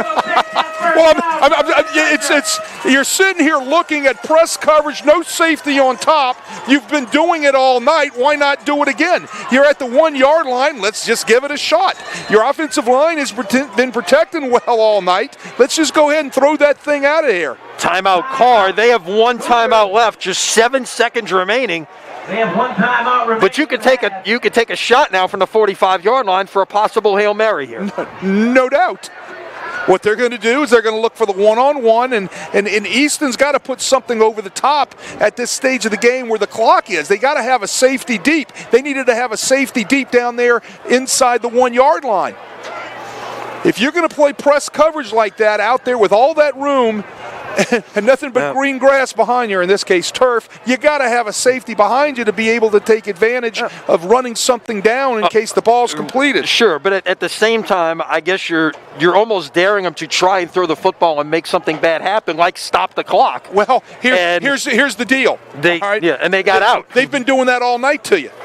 So you got to know that they can do it. It's really not a dare. You just got to make sure that you have that taken care of, because they're going to do that. And I got to believe on film they have seen that over and over and over and over again. They ran the double move, same thing we saw back in the first quarter. Hitch and go, or sluggo, some people call it a slant and go. It's a double move with a pump off of it by A.J. Samuel, and he put the ball out there on the money to McMath. Now Easton's from going to the have a safety 45, deep. now you got trips to the top. Right. Well, they're going to have a safety deep here because they're going to play a little softer coverage. They'll rush 4. The coverage is much tighter at the bottom here as opposed to the top of your screen.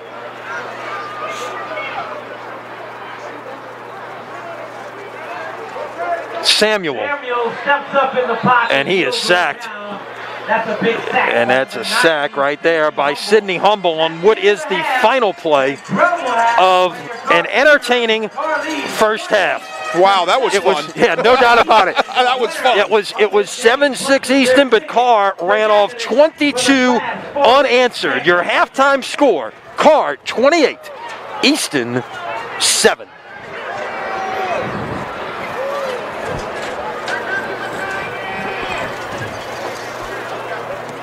Coming up here at halftime, we'll get scoreboard updates. We'll show you the matchups going on tonight. We will show you what's on the schedule starting 9 days from now in Natchitoches.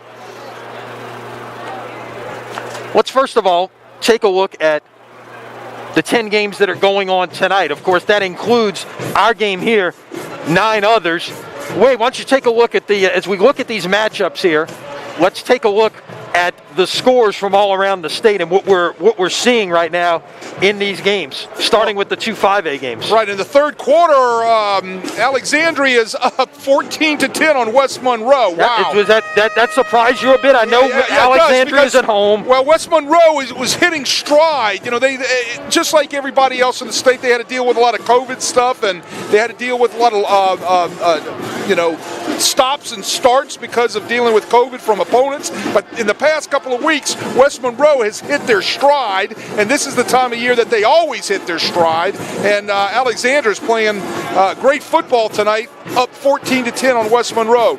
Over in Acadiana, over in Southwest Louisiana, up 10-0. Acadiana over Destrehan, 10-0. And that is a 1 against the 5, of course. Like this game is a rematch of the 4A championship game a year ago. That's a rematch of the 5A championship game.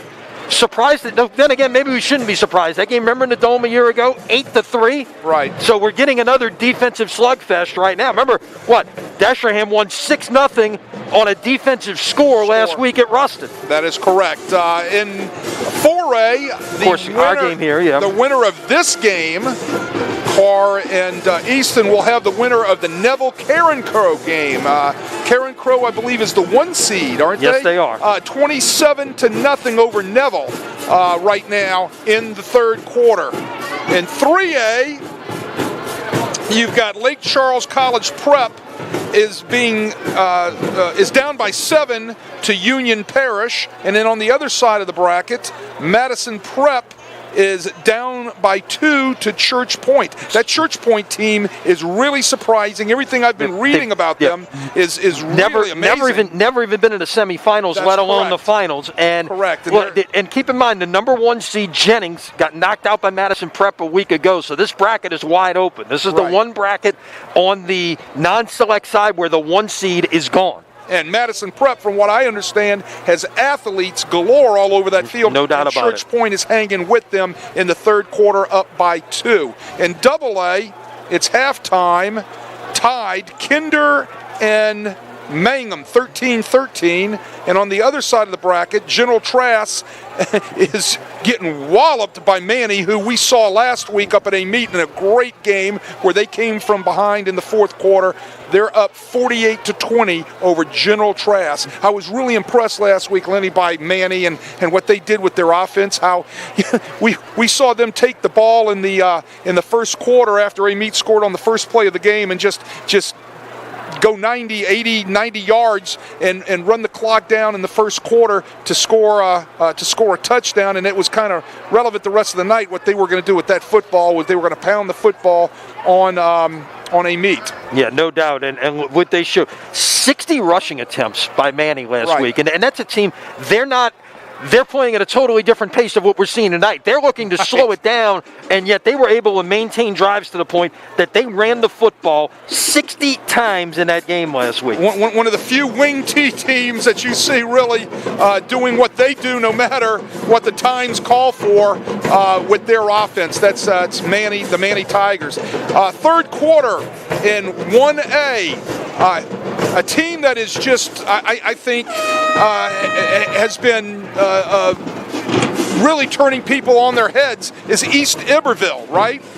When's the last time you heard of East Iberville being in the semifinals, right? So they're in the semifinals tonight against Grand Lake. It's a 0-0 ball game in the third quarter. And then up north, 2 perennial powerhouses, all right? The Homer has always been a power up north against Oak Grove, but Oak Grove right now is pounding them 43-6 at halftime. So there's a quick rundown of your scoreboard, Lenny. Yeah, and look, Oak Grove got it done a year ago, looking to head back to a state championship game, and that is that's a talented team, no question about it. Let's take a look at what is to come. Next week, we know 4 of the matchups already. We're establishing the other 5 this evening. The schedule was announced earlier this week for what we'll see in Natchitoches, December 27th through the 30th. And so, Chip, we can take a look at next week's schedule for the state championship games. Well, first of all, let's remember that a week ago, the LHSAA, and I think it was a very wise decision because of the COVID issues and everything in Orleans Parish, even though the numbers are down in Orleans Parish, just not knowing whether or not you can get the numbers into the dome to be able to cover expenses and whether or not there would be a jump in COVID and a change by administration, just all those sort of things. They made a decision to move the game up to Turpin Stadium in Natchitoches, which is a fine facility, Lenny, and Natchitoches is really excited. They'll do a great job hosting the state championships next week. But if you look right there, you'll see starting on Sunday, December 27th, you're going to have the 2A game at 1 p.m. and the Division I game right there. And that's going to be a great ball game, especially the Division I game. Bird and Catholic. And the other thing is, keep in mind, that first game and the 2A game could be, based on what we're seeing with the scores, that's effectively a Manny home game. We heard it a couple of times, last week from Jess Curtis. Right. They know what's at stake right there. They've got a chance to go home and and not leave now. Basically, just make a 25-minute trip down Highway 6 from Manning to Natchitoches. Absolutely. Monday's the triple header day. At 11 a.m. You've got the 1A game. You've got at 3 p.m. the Division III game. That's St. Charles Catholic against Lafayette Christian, a rematch of a year ago. And 7:30 game, Division I. Division II, actually. I'm sorry, Division Division II, II. and that's another rematch Right. game, of course, De La Salle and St. Thomas More. Which is going to be a great ball game, Yes. and we've seen De La Salle a few times this year. And are they a fine team? The question is, have they made up the difference between that rematch from last year with St. Thomas More this year? My answer is yes, because what I've seen of De La Salle this year, I think they have improved in all areas of the game, and I think it's going to be a great rematch between them and St. Thomas More. Then Tuesday, December 29th, you have 2 games that day. 1 p.m. you have the Division IV game, and then at 6 p.m. that night you have the Class 4A game, which one of these teams right here that we're seeing tonight will be playing in that. And then Wednesday, December 30th at 1 p.m. the Class 3A football game, and 6 p.m. the Class 5A game will take place. And 4 days spread out. One day you're going to have 3 games, which is understandable. One of the days had to have 3, but I think it's a great setup. It's a great setup for what the LHSA is going to do, and Natchitoches will be a great host for this event. The weather, I think, looking at the almanac, which I did, looks like it's going to be fine. That's good. That's good to hear. That is. Remember, that's it's good to hear. outdoor. Well, of course, remember in 2005 when they played the state championship in Shreveport. Collins has a white Land Rover.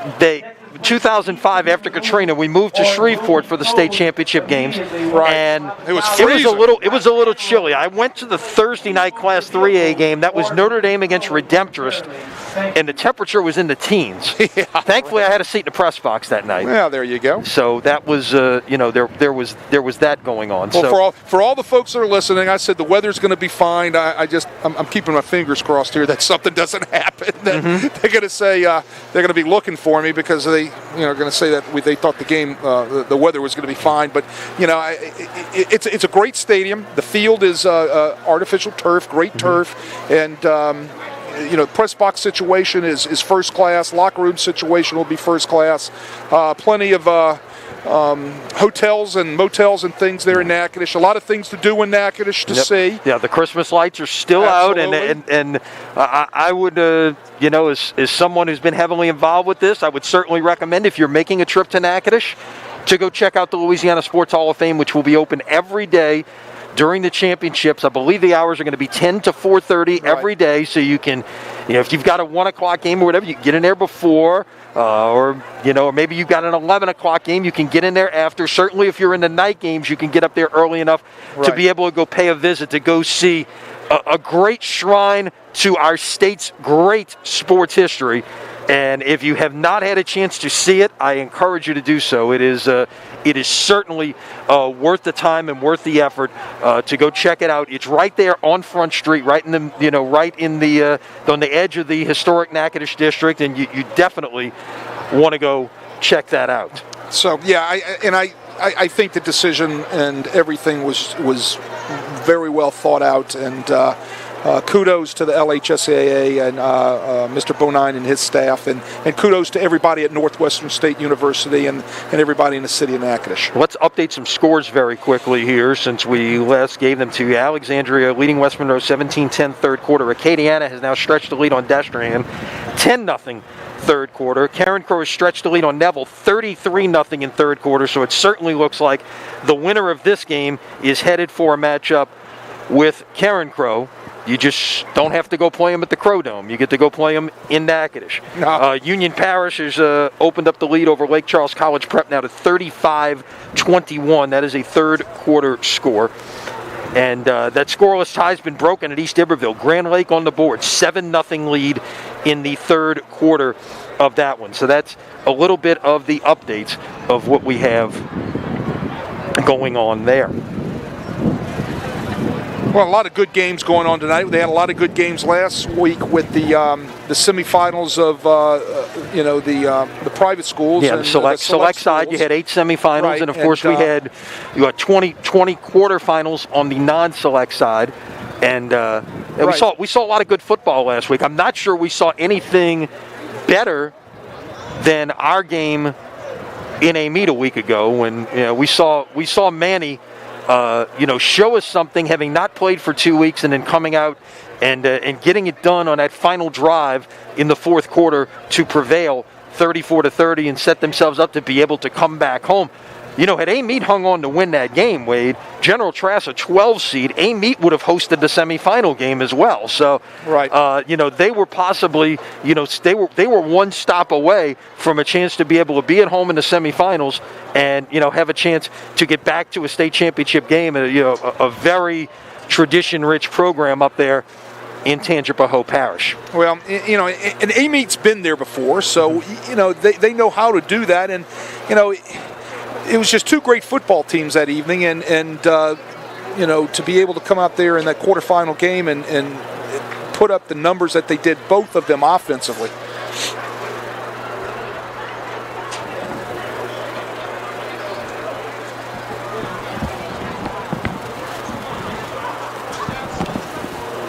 So at halftime, 28-7, Karr answered that early punch from Easton in a big way and ran off 22 in a row and then got that big stop, Wade, right at the end of the first half. Well, that was huge. They've had a couple stops right there at the end, and they needed to answer with more points right there, which obviously they didn't get. We saw them come up just a little bit short, where they had one line judge give the touchdown signal, and the other one came in and over.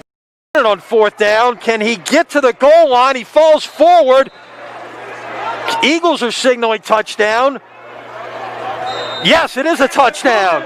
On what they did there. You initially saw, as you saw there in the replay, the near side line judge came in and signaled touchdown. Right. Then they all got together and talked about it, as they should. Right. And then they changed it to short of the end zone because I guess the far side official had a better look. Let's take a look at the stats here in the first half. Wait, the numbers remarkably balanced from a yardage perspective, and they kind of balanced themselves out a little bit. Karr was able to run it a little bit early, particularly with the quarterback, but Easton has changed that with a bit of pressure from their front four, and they've sacked Samuel a couple of times, which of course that is rushing yards on the high school and college level, and turn it into some negative ground yards at this point. Yeah, and they had to come up with an answer for Samuel, and it seems like they did on their last two defensive possessions, and time will tell as they start this third quarter whether they can continue that, because on the other side, that Edna Karr is making some adjustments too on what they have to do. Only one turnover, which is impressive tonight. There haven't been any a slew of turnovers, and we said coming into this, both coaches knew more mistakes. The team that makes more mistakes is the team that will come out on the wrong side of this. Right, and Karr has the only turnover. Let's correct one thing on there. That's my mistake. It should be 51 yards rushing, not minus 11 for Karr. 51 instead of minus 11. So Karr's going to have a little bit more of an edge, but still you got both teams with over 200 yards of total offense in the first half. Well, we said both of them are offensive juggernauts, right? And, it's proving that. Both of them can put the pedal to the metal.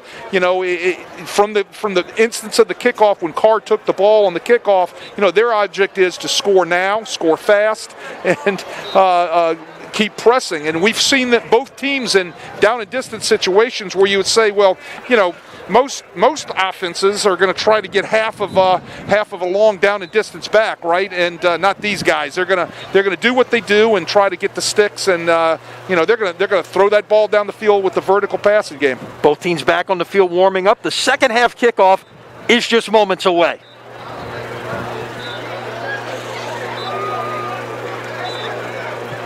So Wade, take us into the locker rooms. What were these two teams, or the two coaches, talking about at halftime? What kind of adjustments do you think we'll see here in the third quarter? Well, Warren Easton, I think, it was more of rallying the troops, right? They had some momentum.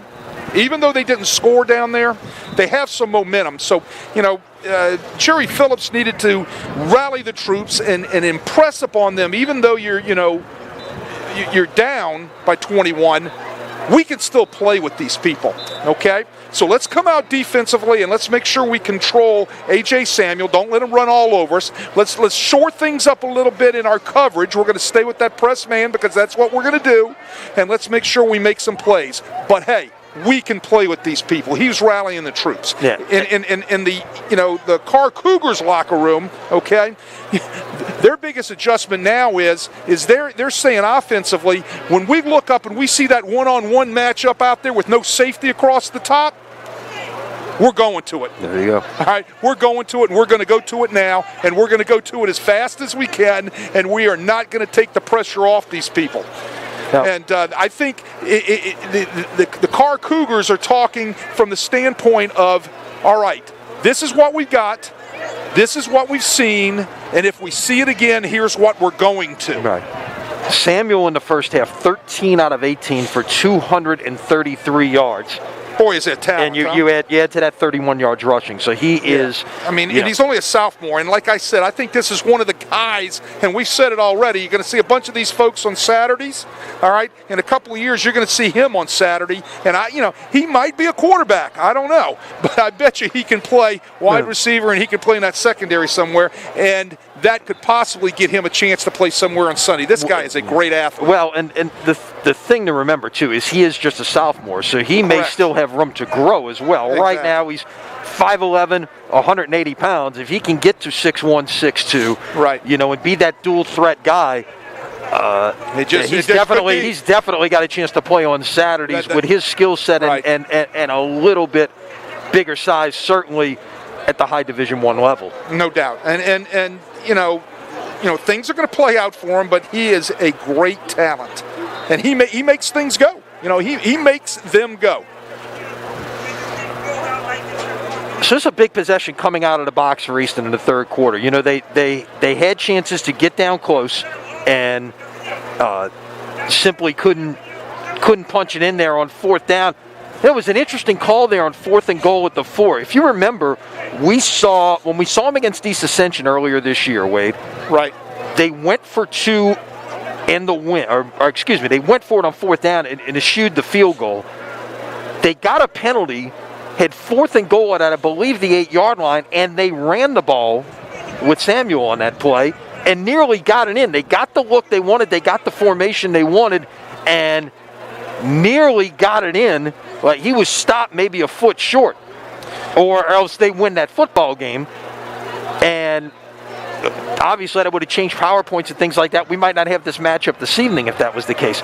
But the point is that now we had a situation like that on 4th and goal at the 4. They spread it out, obviously got the look they wanted and took a chance running it up inside. And again, Samuel was stopped just a foot short of the goal line. Well, that's, Samuel, excuse me, that's Gordon. I said Samuel, Jay Gordon. Right, and that's confidence in your offensive line. Okay, so they came out in a 2 tight end set, which you don't see them do much, right? So they widened their splits a little bit, got some creases in there, and they figure that they can match up and get a body on a body inside and create running room, and they almost did. They just came up a little bit short, we don't have. We've got our replay, but we don't have all the camera angles for the replay. One official said he was in, one said he wasn't. So will we ever know? No. So 50-50 proposition at that point. You got to go with who's got the better look down the line. Right, and that's of course what they did. And you've got to believe that the official crew, which I think has done a great job here tonight, keeping a cap on this thing, because as I said, with this rivalry game, and we talked about the rivalry part of things being huge here in the city of New Orleans and Orleans Parish. All right, things can get a little bit chippy. Both teams back on the field as we get set for the start of the third quarter, and it will be Karr kicking it away to Easton to start things here in the second half. Well, we mentioned, Wade, this is the 8th time these teams have faced off in the last 4 years. Well, I mean, they know each other. No doubt. There are no secrets. There are no secrets, and they know each other. I mean, I'm sure, every time they see each other and they're going to tweak a little bit. But, hey, in the end, teams do what they do, right? And they both know each other, and it's going to get down to execution. And as the coaches said before the game, when we talked to them, they said, hey, we can't make mistakes. You know, we can't have turnovers. We can't have penalties. We can't drop balls. We can't miss wide open receivers. And the team that does that the less is going to have the chance to play next week for a state championship. This is going to be a fun second half. So hold on.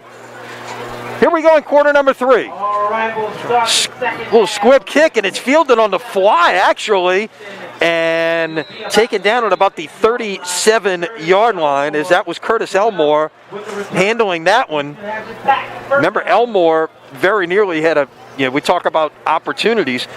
Elmore was wide open on 4th down, and the pass was overthrown. It would have been a touchdown. Well, that line drive kick I don't think was planned. I think that just came off of his foot that way, but it was very well handled right there by Elmore, and nice job setting up a nice field position for the Eagles. Eagles start this drive at the 36-yard line. Give it away on 1st down, and a nice run to start the drive, as that is Jakal Winder on the carry. The junior who came in with 659 yards on the season picked up 13 on 1st down. Great job cutting back the inside zone, running to daylight. All of a sudden, he pops it into the secondary. He's off and giving them a good start. Give it away to Rinder again, but that time it's much better defended. Coming off the edge that time to make the stop. That was Ty G. Hill. That's a name we've not mentioned, a highly touted junior who's being very highly recruited. Alabama and LSU among the offers for this talented defensive lineman, 6'3", 275 pounds. Well, he's got so many college offers, I couldn't get them all on my sheet here. Yeah. I mean, everybody in America has come in to Algiers to look at Ty G. Hill, this junior. Right now they can't. They're having to do it virtually, but still, you get the point. I'm being facetious about coming in here, but you're right. But everybody in America is on the television talking to this guy. Yeah, no doubt. Pass is incomplete. After the completion a moment ago to Casey Kane, got the 1st down. That was intended for Luke, incomplete. It's now 2nd and 10, the ball at the 39-yard line of Karr. Again, just underway in the 3rd quarter. Again, the ball sails high. If you remember back in the first half for Conley, he was kind of missing targets, high, left, right, that sort of thing. Some wide open receivers, right? I'm just wondering if it has something to do with the touch on the ball being dry. It's very, chilly here tonight. Could that be a problem? Catch, was it? Let's see if they're going to rule this a catch and a fumble. I believe they are. They are going to call it a catch and a fumble, and a heads-up play by Elmore to get back on the football at the 35-yard line. Well, Conley put a little touch on that time. Did you notice how he didn't throw that 97 miles per hour on the slant? Put a little touch, gets it on the money. Nice job by Elmore right there, getting back on the fumble football. 3rd and 6. Big hit out on the perimeter. Catch is made, but Alward Luke hangs on as Destin Refuge delivers the blow at the 32. It's going to be 4th down and 3. Boy, I tell you what, that's a great hit. I like that, man. He came up from the secondary position on that out route and just lit up Elmore out there, and Elmore pops right back up, runs back out on the field, but it was a great fundamental hit. 3 receivers to the bottom. All the way at the bottom is Casey Kane. 4th and 3. They're going to run it, and Karr is right there to stop it. So no gain on the run. It looked like right in the middle of that one was 94, K'Ron Ross, the sophomore defensive lineman, along with Con Meads coming off the edge that time. Well, Con Meads has done that a couple times already tonight, coming down from his defensive end position and just trailing the play and cleaning things up. But I tell you what, they run the inside zone right there. He just didn't have anywhere to go.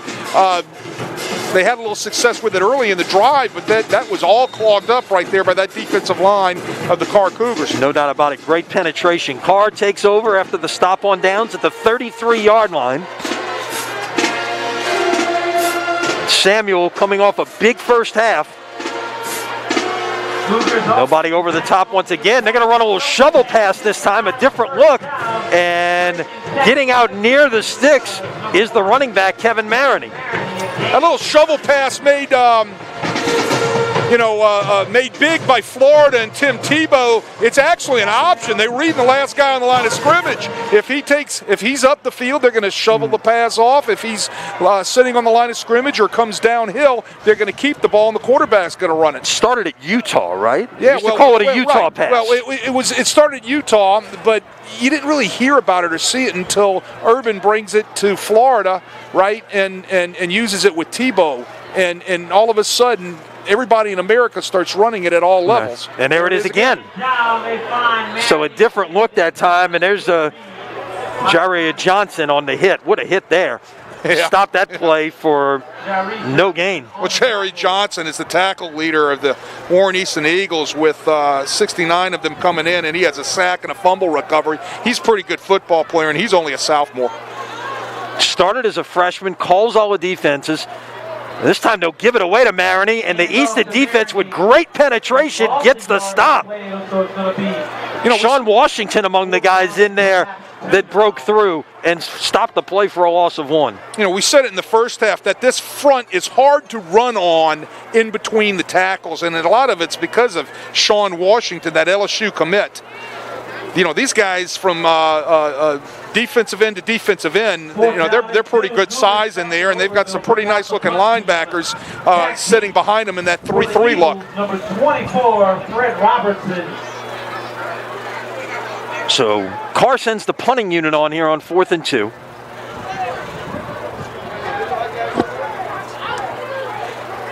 High kick headed towards near sideline. It will kick back toward the field of play, and it will be down at about the 41-yard line. So only about 18 yards on the punt right there, and Easton's going to get pretty good field position here with 8:16 remaining in the third quarter. Crescent City Sports Prep Football brought to you by Lamarck Ford in Kenner with a 30,000 square foot collision center using state-of-the-art technology to repair all makes and models, and one of the first in the area to work on aluminum body vehicles. Come see our remarkable deals and service. Stop by or go to lamarck.com. Actually, Wade, they've marked the football at the 43-yard line, so even better field position for the Eagles. Give it away on first down, and Gordon on the carry gets 3. Easton is going to still run the football. They're going to try to establish some sort of run with Gordon or with Winder, and that time it was Gordon. And they pick up 3 to 4 right there. Give it away on second down. Gordon will try to spin off outside, but it is defended well. That is Carl Odrick coming off his defensive line position to finish him off. Number 45, Carl Odrick. Karr's still sitting in their man coverage. With now they're bringing 8 down into the box. And that's what you want to be able to do with the running game, is you want to be able to get those guys creeping up. Now they'll motion the back out. Pass is caught. That is right at the sticks. Let's see where they mark it as Elwha on the catch. Let's see, did they give him the first down? They are moving the chains. Yes. Well, with the motion, they got the linebacker to widen out, okay, which was real nice. So it opens up the little curl route for Elwha right there to catch the ball, and the ball was thrown on time. Nice job. Nice throw by Conley. But it started with moving the linebacker out of the way. Connolly's going to step up, fire, incomplete. Went off the hands of Luke a little high, and it'll be 2nd and 10. A lot of juice on that ball. Again, another curl route. 14 back to 12 right there. Ball's high. Luke just couldn't handle the heat on that ball. Lucky that thing was not intercepted because it was tipped up into the air. End of the third quarter. Karen Crow 43, Neville 7. Just announced the score here in the stadium. McCarran Crow rolling over Neville and appearing destined to face the winner of this one for the 4A title. Pass coming this way is caught by Allred Luke, but he's hit behind the line of scrimmage, and Refuge on the stop for a loss of 2. Well, Refuge was shot from a bullet from his safety position to get him downhill. They had flooded the zone. They brought the motion man across into the flat and ran a little flood route over in that area. And Refuge comes flying. They're in man coverage. Refuge comes from his free safety position to make a huge hit right there. Karr will rush 4 and drop 7 here on 3rd and 12. Connolly down the seam, and it's intercepted. Man right there waiting for it. That was Colby Collins up the near sideline and into Easton territory. Karr with their first takeaway of the evening. Bad throw by Conley. He just threw that up off of his back foot. Ball floats, and there was Collins right there to make that pick. Watch how he throws off his back foot under pressure. The ball floats, and there are 3 people right there around the intended receiver, and the ball, nothing good happens when that takes place. The ball ends up getting picked off. So Karr starts on the plus side of the 50. That was out of kilter from the beginning. Samuel trying to make something out of nothing there will get no gain. Well, when you have turnovers like that, look for a team to take a shot. I expect them to take a shot here, if not on first down, which they did, and maybe right here on second down. Loss of about a half yard on a play. It'll still be 2nd and 10 officially. Trips to the bottom. And it's Maroney on the carry that time. Might have gotten back to the original line of scrimmage. Really surprised they didn't decide to take a shot one-on-one away from the 3 receiver side like we've seen them do in the first half. They had man coverage again there, and everything's tailor-made for what they like to do, and they just didn't do it that time. 3rd and 11 at the 38. Number 99, Sean Washington. 3rd down and 11. Play action. There's that RPO, and it is caught for the first down. Making the play is Donye Brooks. Pass complete to Donye Brooks, and that'll be enough for another Cougar. Well, Samuel reads the linebacker. Linebacker steps up to take the run fake, and what does he do? Throws the ball right behind the vacated linebacker. Now they'll hand it off to Maroney. He's got room to run. 20, 15, 10. Takes on a defender and will step out of bounds inside the 10-yard line, or right at the 10-yard line. It should be 1st and goal. One of the longest runs in the night for Maroney right there, I believe. He bounces it outside on the swing. Going at all. Right, he gets right out there, bounces outside, gets on the edge. The coverage is all ran off, and he just takes off, and he gets the first down. 1st and goal at the 10. And not much doing that time as they give Maroney a blow and go to Newton. That was Armand Ellis comes off the edge right there. They missed the read.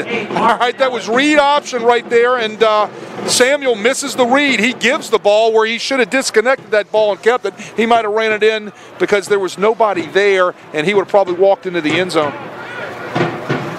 At the 13. Cougars playing 2nd and goal, as the clock will tick under the 4-minute mark here in the 3rd quarter. Play action, and Washington got into the backfield, but getting away is Samuel, and he is pushed out of bounds at about the 6-yard line. Well, Humble was there, Washington was there, and they're both fussing at each other because they knocked each other off of Samuel, right? So Samuel evades those 2 big guys and makes something out of nothing. But it's a shame. But the 2 guys, the 2 boys, are standing there arguing with each other like, you knocked me off of the sack, and then they were right there to make the play. But that's a credit to Samuel to make something out of nothing. No doubt. 3rd and goal at the 6. Samuel on the end around, trying to get to the corner. And can he get there? He is in for the touchdown. That is Lampton on the score. Kylan Lampton, the sophomore wide receiver, looked like they were going to show option there to the near side, and Lampton came on the end around, made one man miss, and got in for the touchdown. Well, they're running speed option right there, and they flip it back the other way to Lampton. They get a lineman out in front of him, and he uses his speed to get into the end zone, outruns everybody right there, evades a tackler, and gets in. Lampton has really stepped up in this football game. He's kind of stepped in for Aaron Anderson, who got booted back in the first quarter, if you remember, folks, for a personal foul. Flags before the extra point can get underway. So Lampton's kind of had a big night. He's caught a few balls already, and now he gets his number called on that reverse right there, and he gets into the end zone. And he's only a sophomore. A lot of young, keep in mind, both quarterbacks in this game are sophomores. So we're going to see these guys go head-to-head for 2 more years. He had all sides there by Easton, and it was declined. Right. Still want to kick the PAT. Still want to kick it here from the 3. And attempt the extra point. And you see some teams maybe take that and go for 2. Sometimes we've seen it. Yeah, no doubt. And the extra point is good. Right. So capitalizing after the interception, the Cougars get the first points of the second half, and they extend this lead to 35-7. Easton 7.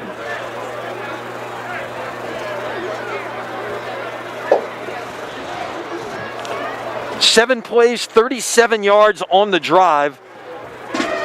2 minutes, 16 seconds time of possession, culminating in that 6-yard run on the end around by Kylan Lampton, and Karr is in command 35-7. Well, it started with the turnover right there, Lenny. I mean, the ball was thrown off his back foot, Conley did, from Easton, and it was a rookie mistake by a young quarterback. He should have just either thrown the ball away or just taken the sack right there under the pressure. Let's just don't float the ball up down the center of the field like he did. Those things always turn out bad for you, and it did, and it resulted in 7 points for the Karr Cougars. Kickoff is once again squibbed, and this line drive is fielded on a knee by Curtis Elmore at about the 33-yard line, and that's where Easton will begin this possession. You know, again, they're starting with pretty good field position, and they've got to move the sticks. They found some recipe for things that were working before. You just can't turn the ball over. Early on, remember, we were talking about 3 and outs and not being able to sustain anything. Well, they started to sustain something. They just haven't been able to finish. They haven't been able to finish. That is absolutely correct. They'll fake the end around. Now pitch it to the end around man. A little trickeration there for the Eagles. Got 2. That was Fred Robertson, the freshman running back that time. Got 2. Well, I didn't quite get that. All right. You know, nice job by Karr sitting right out there. No, the backside staying home for that reverse, which was what they're supposed to do, what they're taught to do. They brought the man in motion once again this time, but instead they give it away. That is on the carry. Jakal Winder, he'll get a couple. You know, they've really come out and tried to reestablish the run this half. In the last half, they had some nice runs, and they were, trying to run that inside zone, and now they give it off a little reverse and a little option look. So they're still trying to run that football some. A couple of slots out there, and that pass is incomplete, intended for Allred Luke. Well, looks like the ball might have bounced off the turf there, just didn't get to where it needed to be. Again, a not very accurate throw by Conley out there to Luke. Luke was open, ran a great route. It was a comeback route at the sticks. The ball was underthrown, bounces up into his hands, and they're going to have to punt the football, Lenny. Now I would imagine this is a situation here on 4th and 6 that anything's in play right here. You watch the possibility of a fake. Well, that would be a huge coin flip. Yeah, Easton had one too many men on, didn't get called for it. They ran the man off for it. They got set in formation. And they will punt it away with Johnson. Good hop, good roll, continues to roll. And this is going to roll dead at the 25-yard line. So the punt is 38 yards on the punt. Well, that brings out all this fast-paced offense again from Warren Easton and from Karr and I am totally impressed by A.J. Samuel making things happen when it looks like they have them all bottled up and making some really nice throws and some nice reads. He is such a huge talent for a sophomore. Yep. We've seen some talented quarterbacks over the years at Edna Karr. Samuel, the latest, and you get to look at him for 2 more years, Cougar fans.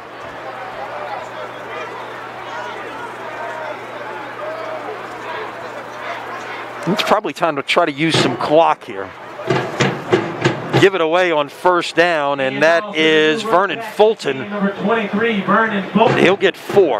Well, you and I say use some clock. That's not in their makeup or in their DNA. Well, you could still hurry up and line up, Right. but do you get up? Now they're going to snap it at 29 on the play clock, so that's clearly not the intention yet here. And That is Maroney on the carry, and a late flag comes in as he's thrown to the ground. But a penalty flag flies. Again, we've had some chippiness in the first half. You don't want to see things escalate anywhere here in the second half. They're going to keep control of this. It's a personal foul against Warren Easton. What I was saying about using some clock and burning some clock. If they look up and they get the one-on-one they want down here at the bottom, they're going to throw the vertical again. Yeah. So that's just the way they work. That's their operation. That's the way they think about things. And, Well, you want to continue to play the game the way you're going to play. And that works for them, right? That works for them. That's After the penalty, that's who they are. That's their DNA, and that's what makes them good. At the 44.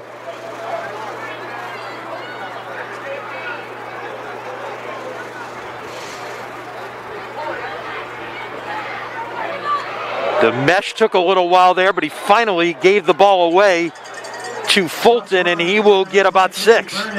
Gets about 6 until he's stopped by Kerry Grant, junior linebacker, comes up for a nice tackle right there. That was all read right there. They were reading. It was the sweep quarterback read. If the linebacker would have taken the quarterback, which he did, they would have given the ball on the sweep, which they did. But if that linebacker would have taken the sweep, the quarterback was going to pull the ball and run it up inside. Everything was based off a read again. And there's, again, the read, and the quarterback keeps it this time, and Easton is there to well defend it. It looks like he got about a yard. You see, they'll bring a guard around and set up an ISO on that for the quarterback, Lenny, and what they'll do is they'll read that linebacker.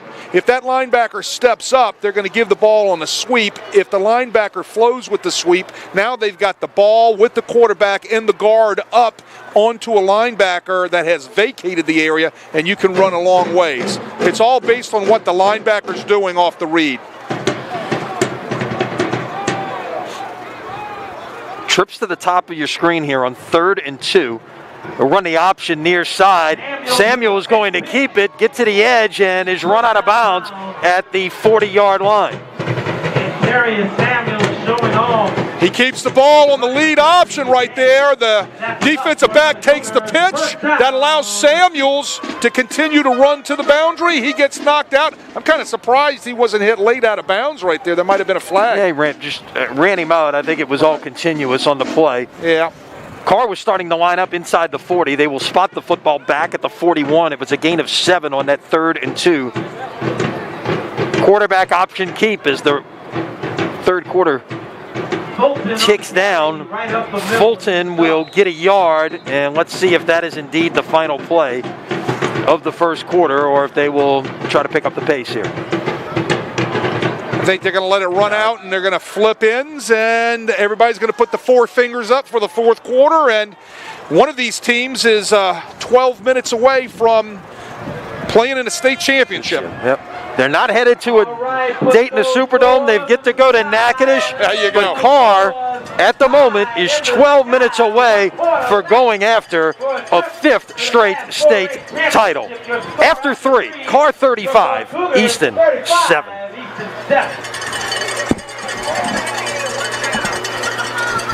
Here's an updated score from the other semifinal with under 8 minutes to go. Karen Crow 49, Neville 7. So we'll flip ends here, and Karr will begin the fourth quarter with the football at the 40-yard line, 2nd down and 9. I think right now, I really think you're starting to see it here a little bit. Karr wants to run the football at this point, and just, their biggest friend at this point is the clock ticking down. Right, and they're having success right now on this particular drive with their running game.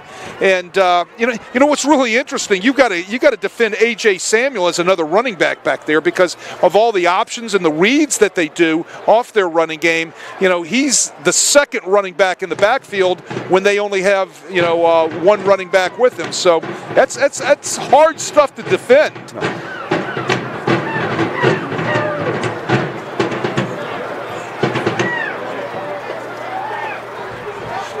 So here we go in quarter number 4. Lenny Van Gilder, Wade Kreiser, our Crescent City Sports production team from Haas Memphis Stadium on the west bank of New Orleans. In the suburbs of Harvey, to be exact. Overlooking the elevated West Bank Expressway. Never heard Harvey has described as a suburb? Of course it is. It is. It is. Well, to a New Orleanian as you are and I are, it's the West Bank. It is. Everything is the West Bank, although there's there's the Orleans Parish portion and the Jefferson Parish portion. Ball's loose on third down, and that is picked up and off to the races. Easton finally is going to be brought down from behind. That was Anthony Skinner who picked that up on the bounce and advanced it all the way out to the 22-yard line. Anthony Skinner, Johnny on the spot. It was bouncing around. I don't think it was a clean handoff right there. You see how it kind of pops out off the read? Samuel tries to take the ball, and he just puts it on the ground, and then there's Skinner picks it up, and he's off to the races. This is a huge break for Easton. If they can capitalize again, the answer is capitalizing. They've had a bunch of chances tonight, and they just haven't come away with points. Here's another chance for them. Trips to the top on 1st and 10 at the 23. They'll fake that way. Can't get the play off. Is coming off the edge to get the sack. That was Devontae Williams, the senior linebacker. Yeah, Devontae Williams right there on the blitz does a nice job coming off the edge and sacking Conley right there. Conley was trying to set up a double move out there by the receiver with a pump and go off of some sort of hitch and go or slant and go route, and he didn't have a chance to get the ball off. At the 30. Gets rid of that one quickly. Into double coverage. It's batted away. It was intended for Casey Kane. The safety, Colby Collins, who has had a nice night, gets over there from his safety position to knock that ball away. Playing a little bracket coverage, you had the corner running with the receiver, and then here comes Collins right there underneath the ball. He needed to be a little bit more through the receiver right there to make sure that ball didn't just bounce off his fingertips and fall into the receiver's hands. But still, all in all, a nice play by Colby Collins. Yeah, it looked like Casey Kane came up gimpy in the end zone, and indeed they're working on him now at about the 23-yard line on the far side, which gives us a chance to remind you that Crescent City Sports Prep Football is brought to you by Ochsner Sports Medicine Institute. At Ochsner Sports Medicine Institute, each patient receives the same personalized care and innovative treatment as the professional athletes they treat every day. Get back in the game as quickly and safely as possible with the team that's treats more than 30,000 athletes per year. Learn more at oxnard.org/sportsmed.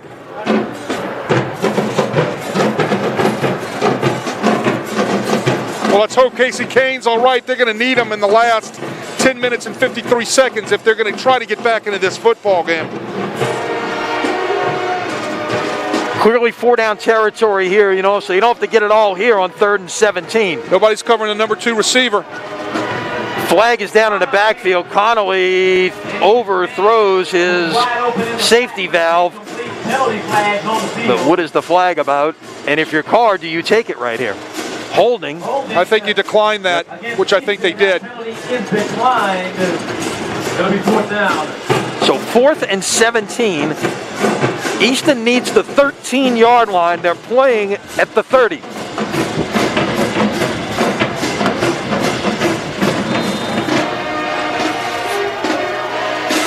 Two receivers to each side. Connolly got some protection, fires, incomplete, and over on downs. Once again, Karr steps up and comes up with a big stop. Huge play right there. Ryan Robinson comes up, drives on the ball from his corner possession, gets the hand in, and rakes the ball out. Nice job by that young man right there in his coverage, and he is only a sophomore also. Boy, I tell you what, they got a lot of sophomores sprinkled all over both of these rosters, and it's going to be fun to watch these guys as they mature within the next couple of years.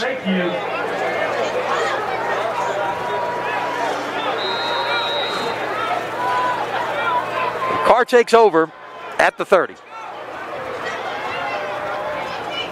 Running it on first down, that is Vernon Fulton, the senior, and a late flag coming in at the end of that play. Jaria Johnson makes that tackle. On the sideline, on the Cougar sideline, so if you can see a wallet on the Cougar sideline, please bring it to the press box. We'll see what the flag is about. Thank you. Another personal foul on Warren Easton. Don't know what actually happened. Personal foul against the Eagles. You know, you don't want to have anything diminish the year that you've had as Warren Easton if they feel that this thing's over, and they shouldn't to be able to take some cheap shots or do something that is going to warrant this type of action. And look, certainly it's easy to be frustrated. You get this close, you face your rivals once again. Barring a comeback here, this is going to be the 4th year in a row they end your season. That's tough. Samuel stepping up, and that is intercepted. Had a man there for a split second in Brooks, but a nice defensive play by Ronald Lewis III, his 8th interception of the year. Well, Samuel didn't see Ronald Lewis. They run the seam route right here with the number 2 receiver. The free safety, they were in a zone coverage that time, and Ronald Lewis, the free safety, was sitting right in the center of the field and just played across the top of that seam route. And I think Samuel was trying to force that down the field. He didn't even see the free safety, and Ronald Lewis does a very nice job jumping that route, and he gets another pick, his 8th of the year. So Easton takes over at its 30. Pass caught. First down, and that's a good sign that Kane is back in the football game right now. Yeah, Kane's such a talent. You know, he's really a great competitor. You know, he's one of these guys that you'll see on Saturday. Again, you know, he signed with Texas on Wednesday early, and he's going to be such a great pickup for the Longhorns. Connolly taking a shot. It is in and out of the hands of his receiver, Elwha. Elwha had gotten behind the secondary and could not bring it in. Elwha gets behind the secondary, like you said, and it's in and out of his hands. They're taking the shot down the field, and Connolly, that's one that he puts right on target to Elwha. Elwha's walking back, shaking his head right now. He's going to say, oh, Lord. He says, I'm going to have to look at that on video, and I'm going to have to watch it on the replay, and I'm going to be upset. 2nd and 10. Connolly, nowhere to go. That was, once again, Devontae Williams in the midst of that. That's the 2nd sack in as many series. Devontae Williams. Well, Connolly had no place to go, right? He had purple all over him by the time he set his back foot, and he was getting ready to unload, and he just got stuck in the face by Williams right there, and he had no place to go with the football. Carl Odrick also went on it, 3rd and 18. Tries the little safety valve, nowhere to go, and a nice run right here to at least get back to the original line of scrimmage. That was Gordon on the catch. He will actually get more than that. He'll get out to the 46. It's going to be 4th down and 8. Well, Conley had a really nice athletic play right there. He had Jonathan Backs, right in his face, and Conley kind of drops his arm angle down and throws it kind of sidearm for a completion. 4th and 8. Pass is caught. Kane is still running, and a late flag comes in. A penalty flag flies at the end of that. Might have been holding by one of the other receivers that might have been on Luke. Let me tell you, back behind the play. That's going to be a crackback block by Luke. He came back and freed Kane up to be able to create more yardage. And as we've seen at all levels, you can't hit back against your own end zone in the flow of the play. Here's a good look at it. Yeah, let's see where the spot is going to be here, Wade, because he had the first down. The penalty's going to move it back. Crackback block. You saw it up there at the top of your screen. Today you just cannot, in this game, the way it's played anymore and the way the rules are about the safety of players, you can't come back against the flow of the ball and block back behind the play. And that's exactly what Alred Luke did right there to pick up that penalty. Oh, wow. So they moved this all the way back to the 33-yard line. It's going to be 4th and 21. Because it was penalized from the previous spot. There may have also been a holding penalty in the backfield as well. There might have been another one, yeah. Well, that's any way you look at it. It's now 4th and 21, and 4th and 8 in the middle of the field was one thing. 4th and 21, now you're sending the punting unit on. So it was an additional illegal chop block to call on the field. And stoppage before the punt can get underway. Timeout, Karr. I don't think Karr had 11 people on the field. They had a problem with their personnel. Well, we mentioned Karr's tradition, 4-time state champions.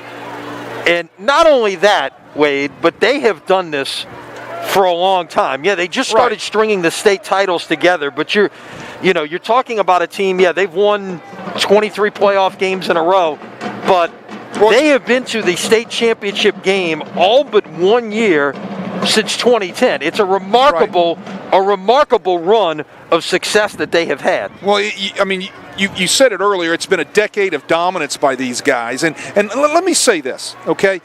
Karr has always been a great football program, and it goes back to the roots of one man that basically brought that from a junior high program to one of the best high school programs in the state of Louisiana, and we all know who that was Don Watney. Yep. Don Watney was one of the greatest coaches in the city of New Orleans who built this program brick by brick by brick. And of course we should mention Don Watney passed away earlier this year. Correct. Both of these coaches played for Don Watney, both Bryce Brown and Jerry Phillips, and they established the regular season game between these two as the Don Watney Classic earlier this year, and of course when they met back in what was week 1 of the season at this very stadium back on October 3rd, a game that Karr won. And let me say this, there's a lot of names synonymous with great prep sports in this city. His is one of them. No doubt. A class act. No one ever had a bad word to say about Don Watney. I had the pleasure to coach his grandson at Jesuit, and I look up one day after a game, and I said, "Coach, what are you doing here?" He says, "You're coaching my grandson." And I said, "Oh, man, what an honor, and what it was an honor to have him there for 4 seasons while coaching his grandson." Justin Hill with a quick pass to Hill, and that is Hill near the first down marker at about the 34-yard line.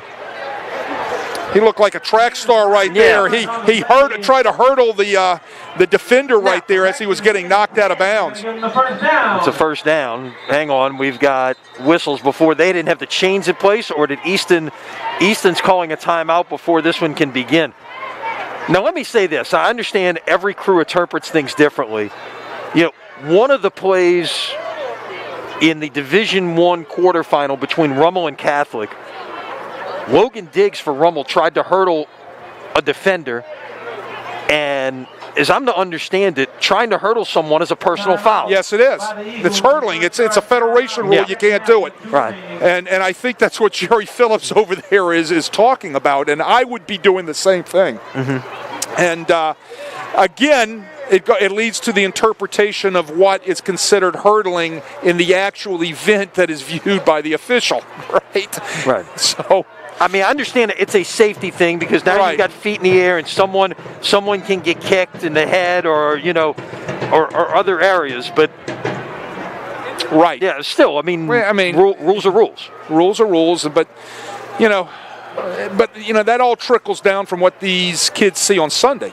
Mm-hmm. I mean, yeah, just so you know, the game clock is not running out. They time the timeouts on the scoreboard where the game clock is. We'll wait for that to reset, and then we'll be back to action here. We apologize, ladies and gentlemen. We have a scoreboard malfunction situation. 8:42 remaining in this game. Once again, 8:42 remaining in the game.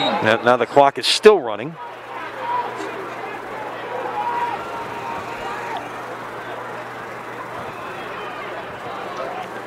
So from the 34. I imagine they're going to be keeping the clock on the field now? Perhaps, I don't know. They said 8:42, but the clock is running right now.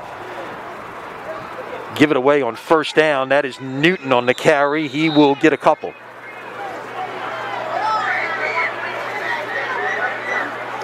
They run the inside zone right there, Newton. He just tries to pound it up in there. Newton, a junior. He comes in with a 4.4 yard average every time he touches the ball on the season. He has one touchdown. And he's going to get some reps here in this, final quarter of this semifinal game. Trying to spread the wealth a little bit. And certainly Bryce Brown's team is deep enough to be able to do that. Quarterback keeps Samuel out to the 20. Flag comes in at the end of it. They're going to probably call a hold out there on the edge with one of the wide receivers from Karr, but that was the read play again that we've seen so far in this half that we didn't see much of in the first half. Against the Cougars, 10-yard penalty from the spot of the infraction will replay second down. So this will put it back. It would appear to be about the 30-yard line. Looks like they dropped the flag at the 20. So a net of 2 yards out of all of that. Now it's going to be second down and 6. 12-yard gain, 10-yard penalty.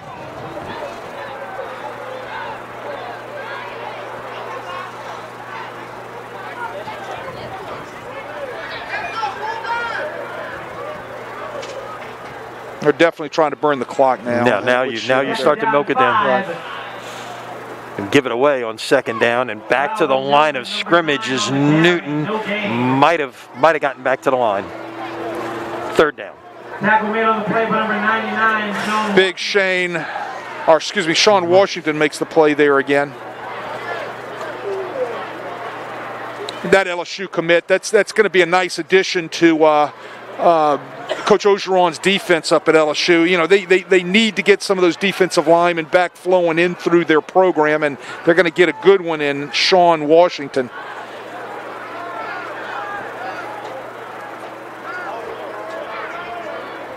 So as we start looking ahead to next week and what happens in Natchitoches, as that pass is caught, but not much doing right there. Well defended that time by the Eagles. Cary Grant from his outside linebacker position was there to meet the receiver, Donye Brooks, and it's going to be fourth down. And Karr's going to punt the football here from the 31-yard line. Cary Grant made a nice tackle on that, flying from his outside linebacker position, coming up there in the open field, making a great tackle. Back deep for the Eagles on the 24, Fred Robinson.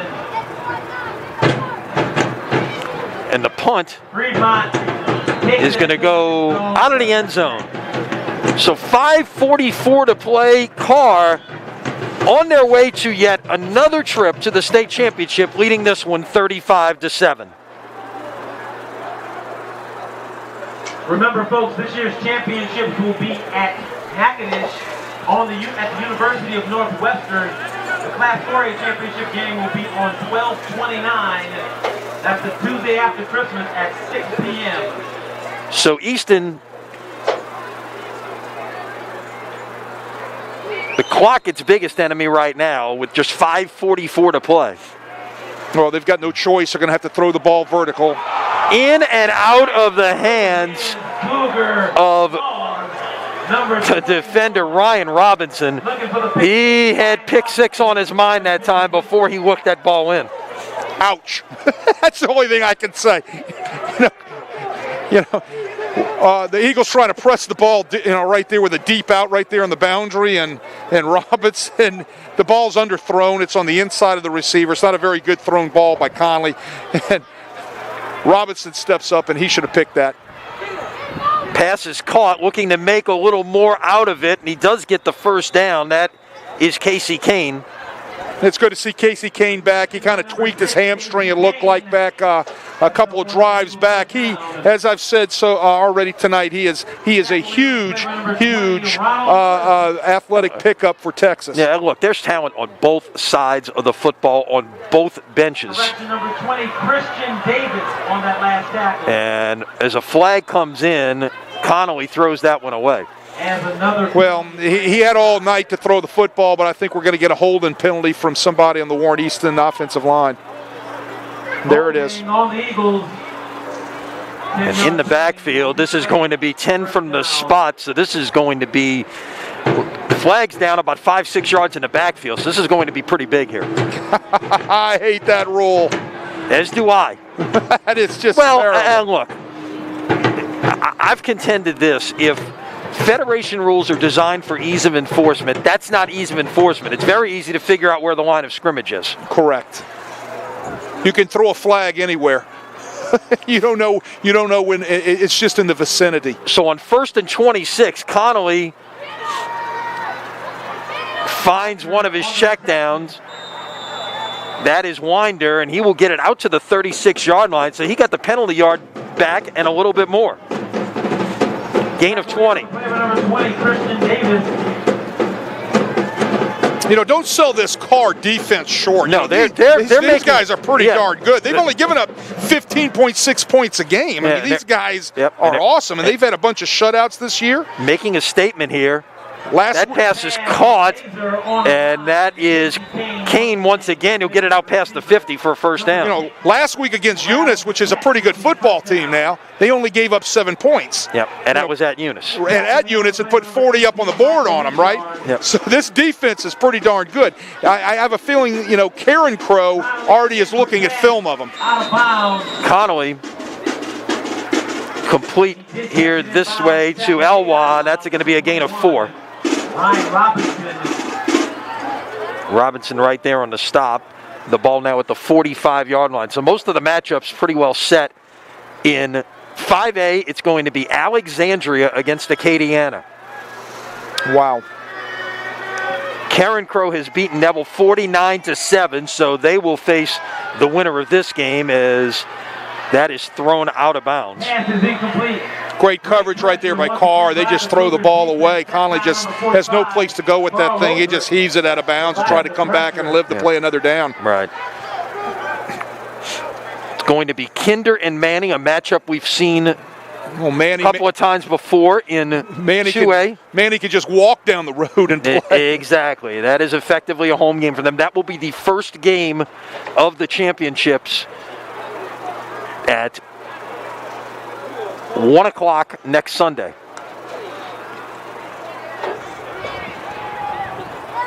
Pass is caught, and a first down, as that is Quintrell Johnson on the catch for a gain of about 18.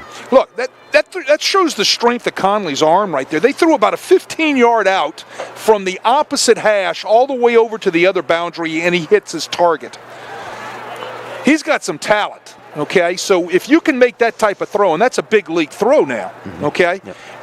You definitely are showing that you've got some skills. Pass caught. Pass complete. And we've called Kane's name quite a bit tonight. Takes that one in and takes it down to about the 11-yard line. A lot of people shuffling on and off of the field now for the Karr Cougars, trying to get everybody a taste of this semifinal action as the clock counts down. 3:47 left to play, a whistle, and it is Timeout Karr. Well, it's they're trying to shuffle so many people on off the field, they didn't have the right numbers, or maybe they had too many at the wrong position. You know, it's kind of rough when you go out there and I'm supposed to be lining up at defensive tackle and you're supposed to be lining up at defensive tackle and hold on, you're not supposed to be here. They're going to call timeout. Right. 12 people on the field.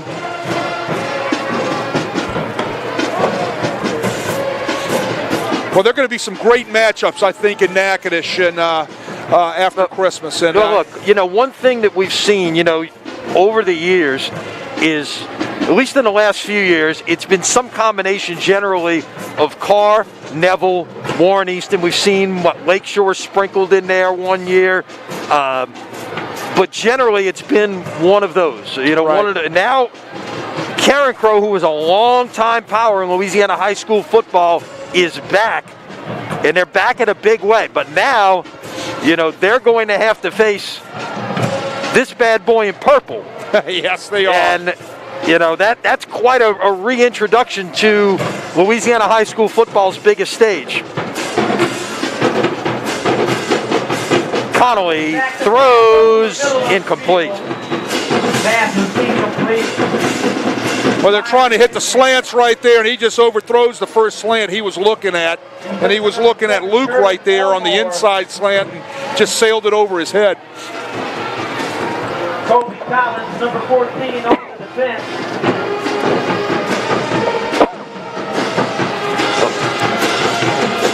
Incomplete that time, threw it behind his receiver. Quick out. Didn't come out of his break. The timing was off. They're trying to throw the pylon route with the out coming back to the pylon, and Conley just threw it too soon, and the timing was just all messed up with the throw and the route. It will be Union Parish and Madison Prep in the 3A title game. Boy, I've heard a lot of good things about Madison Prep. I hear they have a tremendous amount of athletes. Yep, no doubt. Saw them a year ago just handle University High. Over the middle again. And that is incomplete. Luke could not bring it in, and now it's going to be 4th down and 10. Great play by Rashad Gonzalez. We've called his name a few times tonight, and he's only a sophomore. Look, the secondary from Karr is made up of all sophomores, right? These guys are young, and they can play. Right. A lot of guys going to be back from this team come next year, and for that matter, the following year. You look at the other side of the ball, your quarterback is a sophomore. On 4th and 10, Connolly throws and caught for the touchdown. Shield off the defender. Rail curl right there. They hit the rail in the end zone. Nice throw by Conley right there to put another touchdown on the board. Attack one with 3:27 left. And that was Luke on the catch for 11 yards to cap a nice drive by Easton. 12 plays, 80 yards. You know, Luke's had a really nice career. You know, that's his 12th touchdown of the season. You know, he's a fine receiver. Here's another look at it right here. Looks like rail curl. You can see Conley there's the rail right there by Luke. Great catch right there. He goes up in the air and comes down with the touchdown to add to his numbers for his senior season.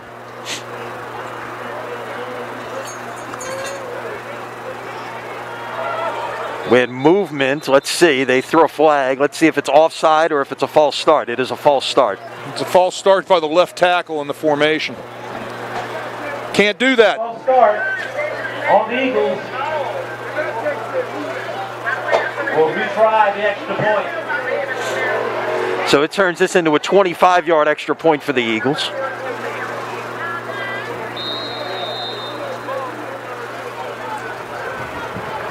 Vasquez.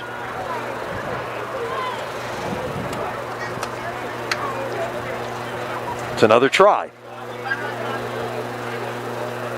On the way and no good, wide left. So 3:27 left here in the semifinals of Class 4A. Well, if things play out, we should see an onside kick here. yeah, we'll look for that as Karr leads this one 35-13 with 3:27 to play.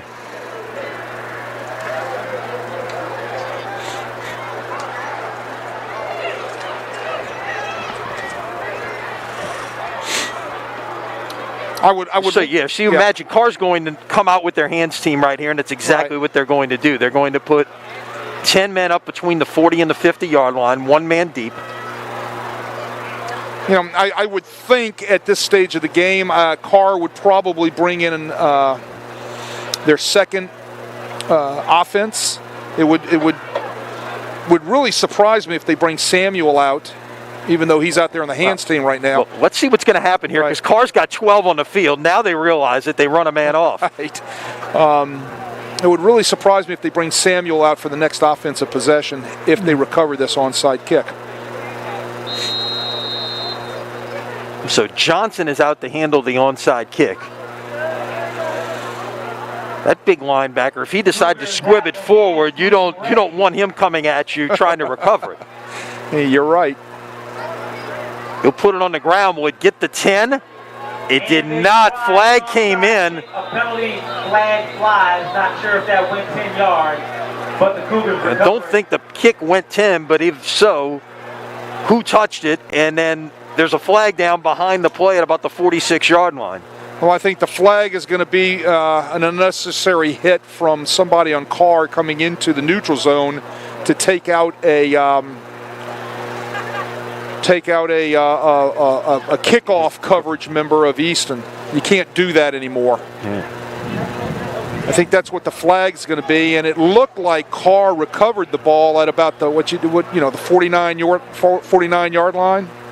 The Easton 49 but that was now that's before the recovery that flag was thrown, and that might be what they're talking about here. Do you end up, if the flag is, no matter what side it's on, is it a re-kick situation?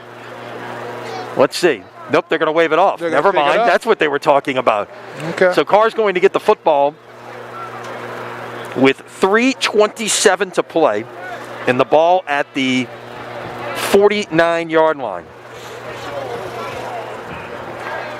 17 teams have punched their ticket for Natchitoches. Karr will be number 18. It would appear, leading by 22 with 3:27 to play. And they bring Samuel out again for another offensive series. And they will run it. At this point, I think you want to make sure that you're handling everything cleanly and... Yeah, it just scares me. Oh, sure.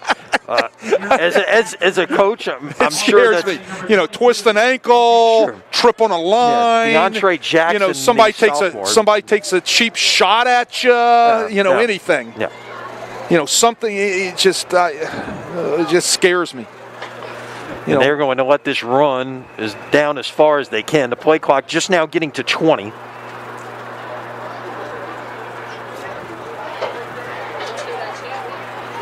Looks like Easton isn't going to use any of their timeouts to stop the clock. Yeah. I'm not sure that it says 2-2 on the scoreboard. And once again, we'll give it away to DeAndre Jackson, the sophomore, 5'8", 160 pounds.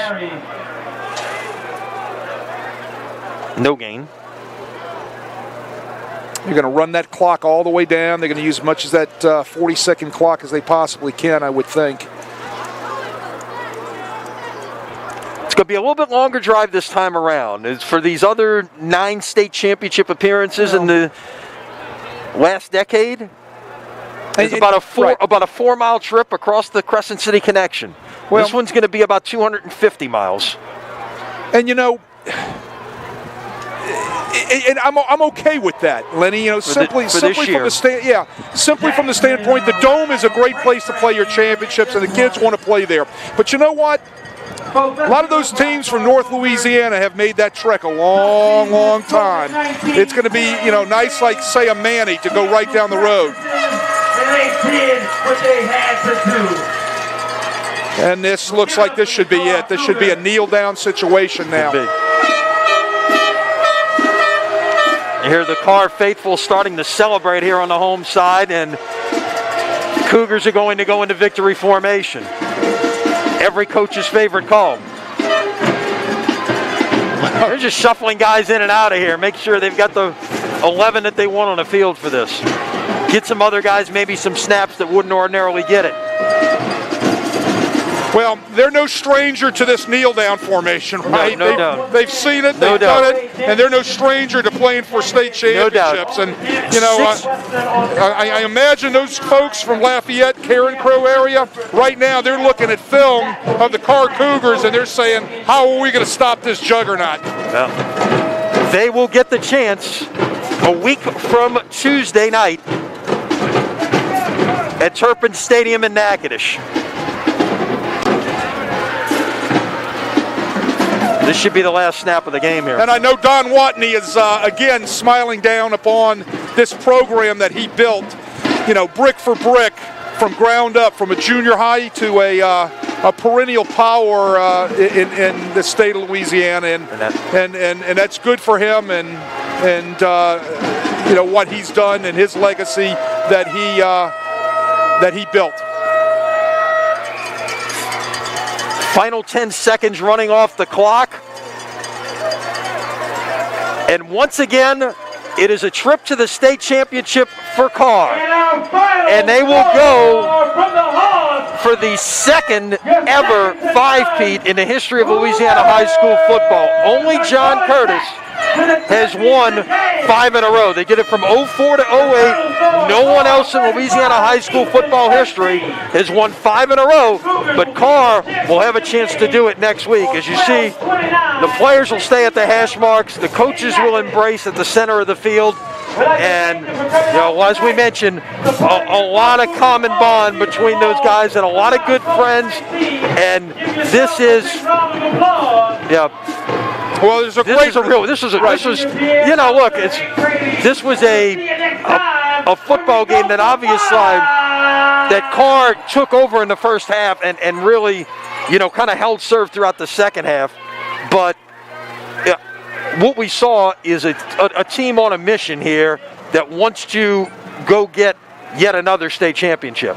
Well, and you know, it won't surprise me. Okay, these two teams next year are back into the same situation again. They're going to play in the regular season, and they're going to meet somewhere in the playoffs, if not in the state championship, because, you know, it's the type of programs that both of them have. There's a great respect between both programs, as we mentioned earlier in the broadcast, and these are two perennial powers in this part of the state and here in the city of New Orleans. Well, Karr will make the trip to Natchitoches next week to face Crow for the 4A title.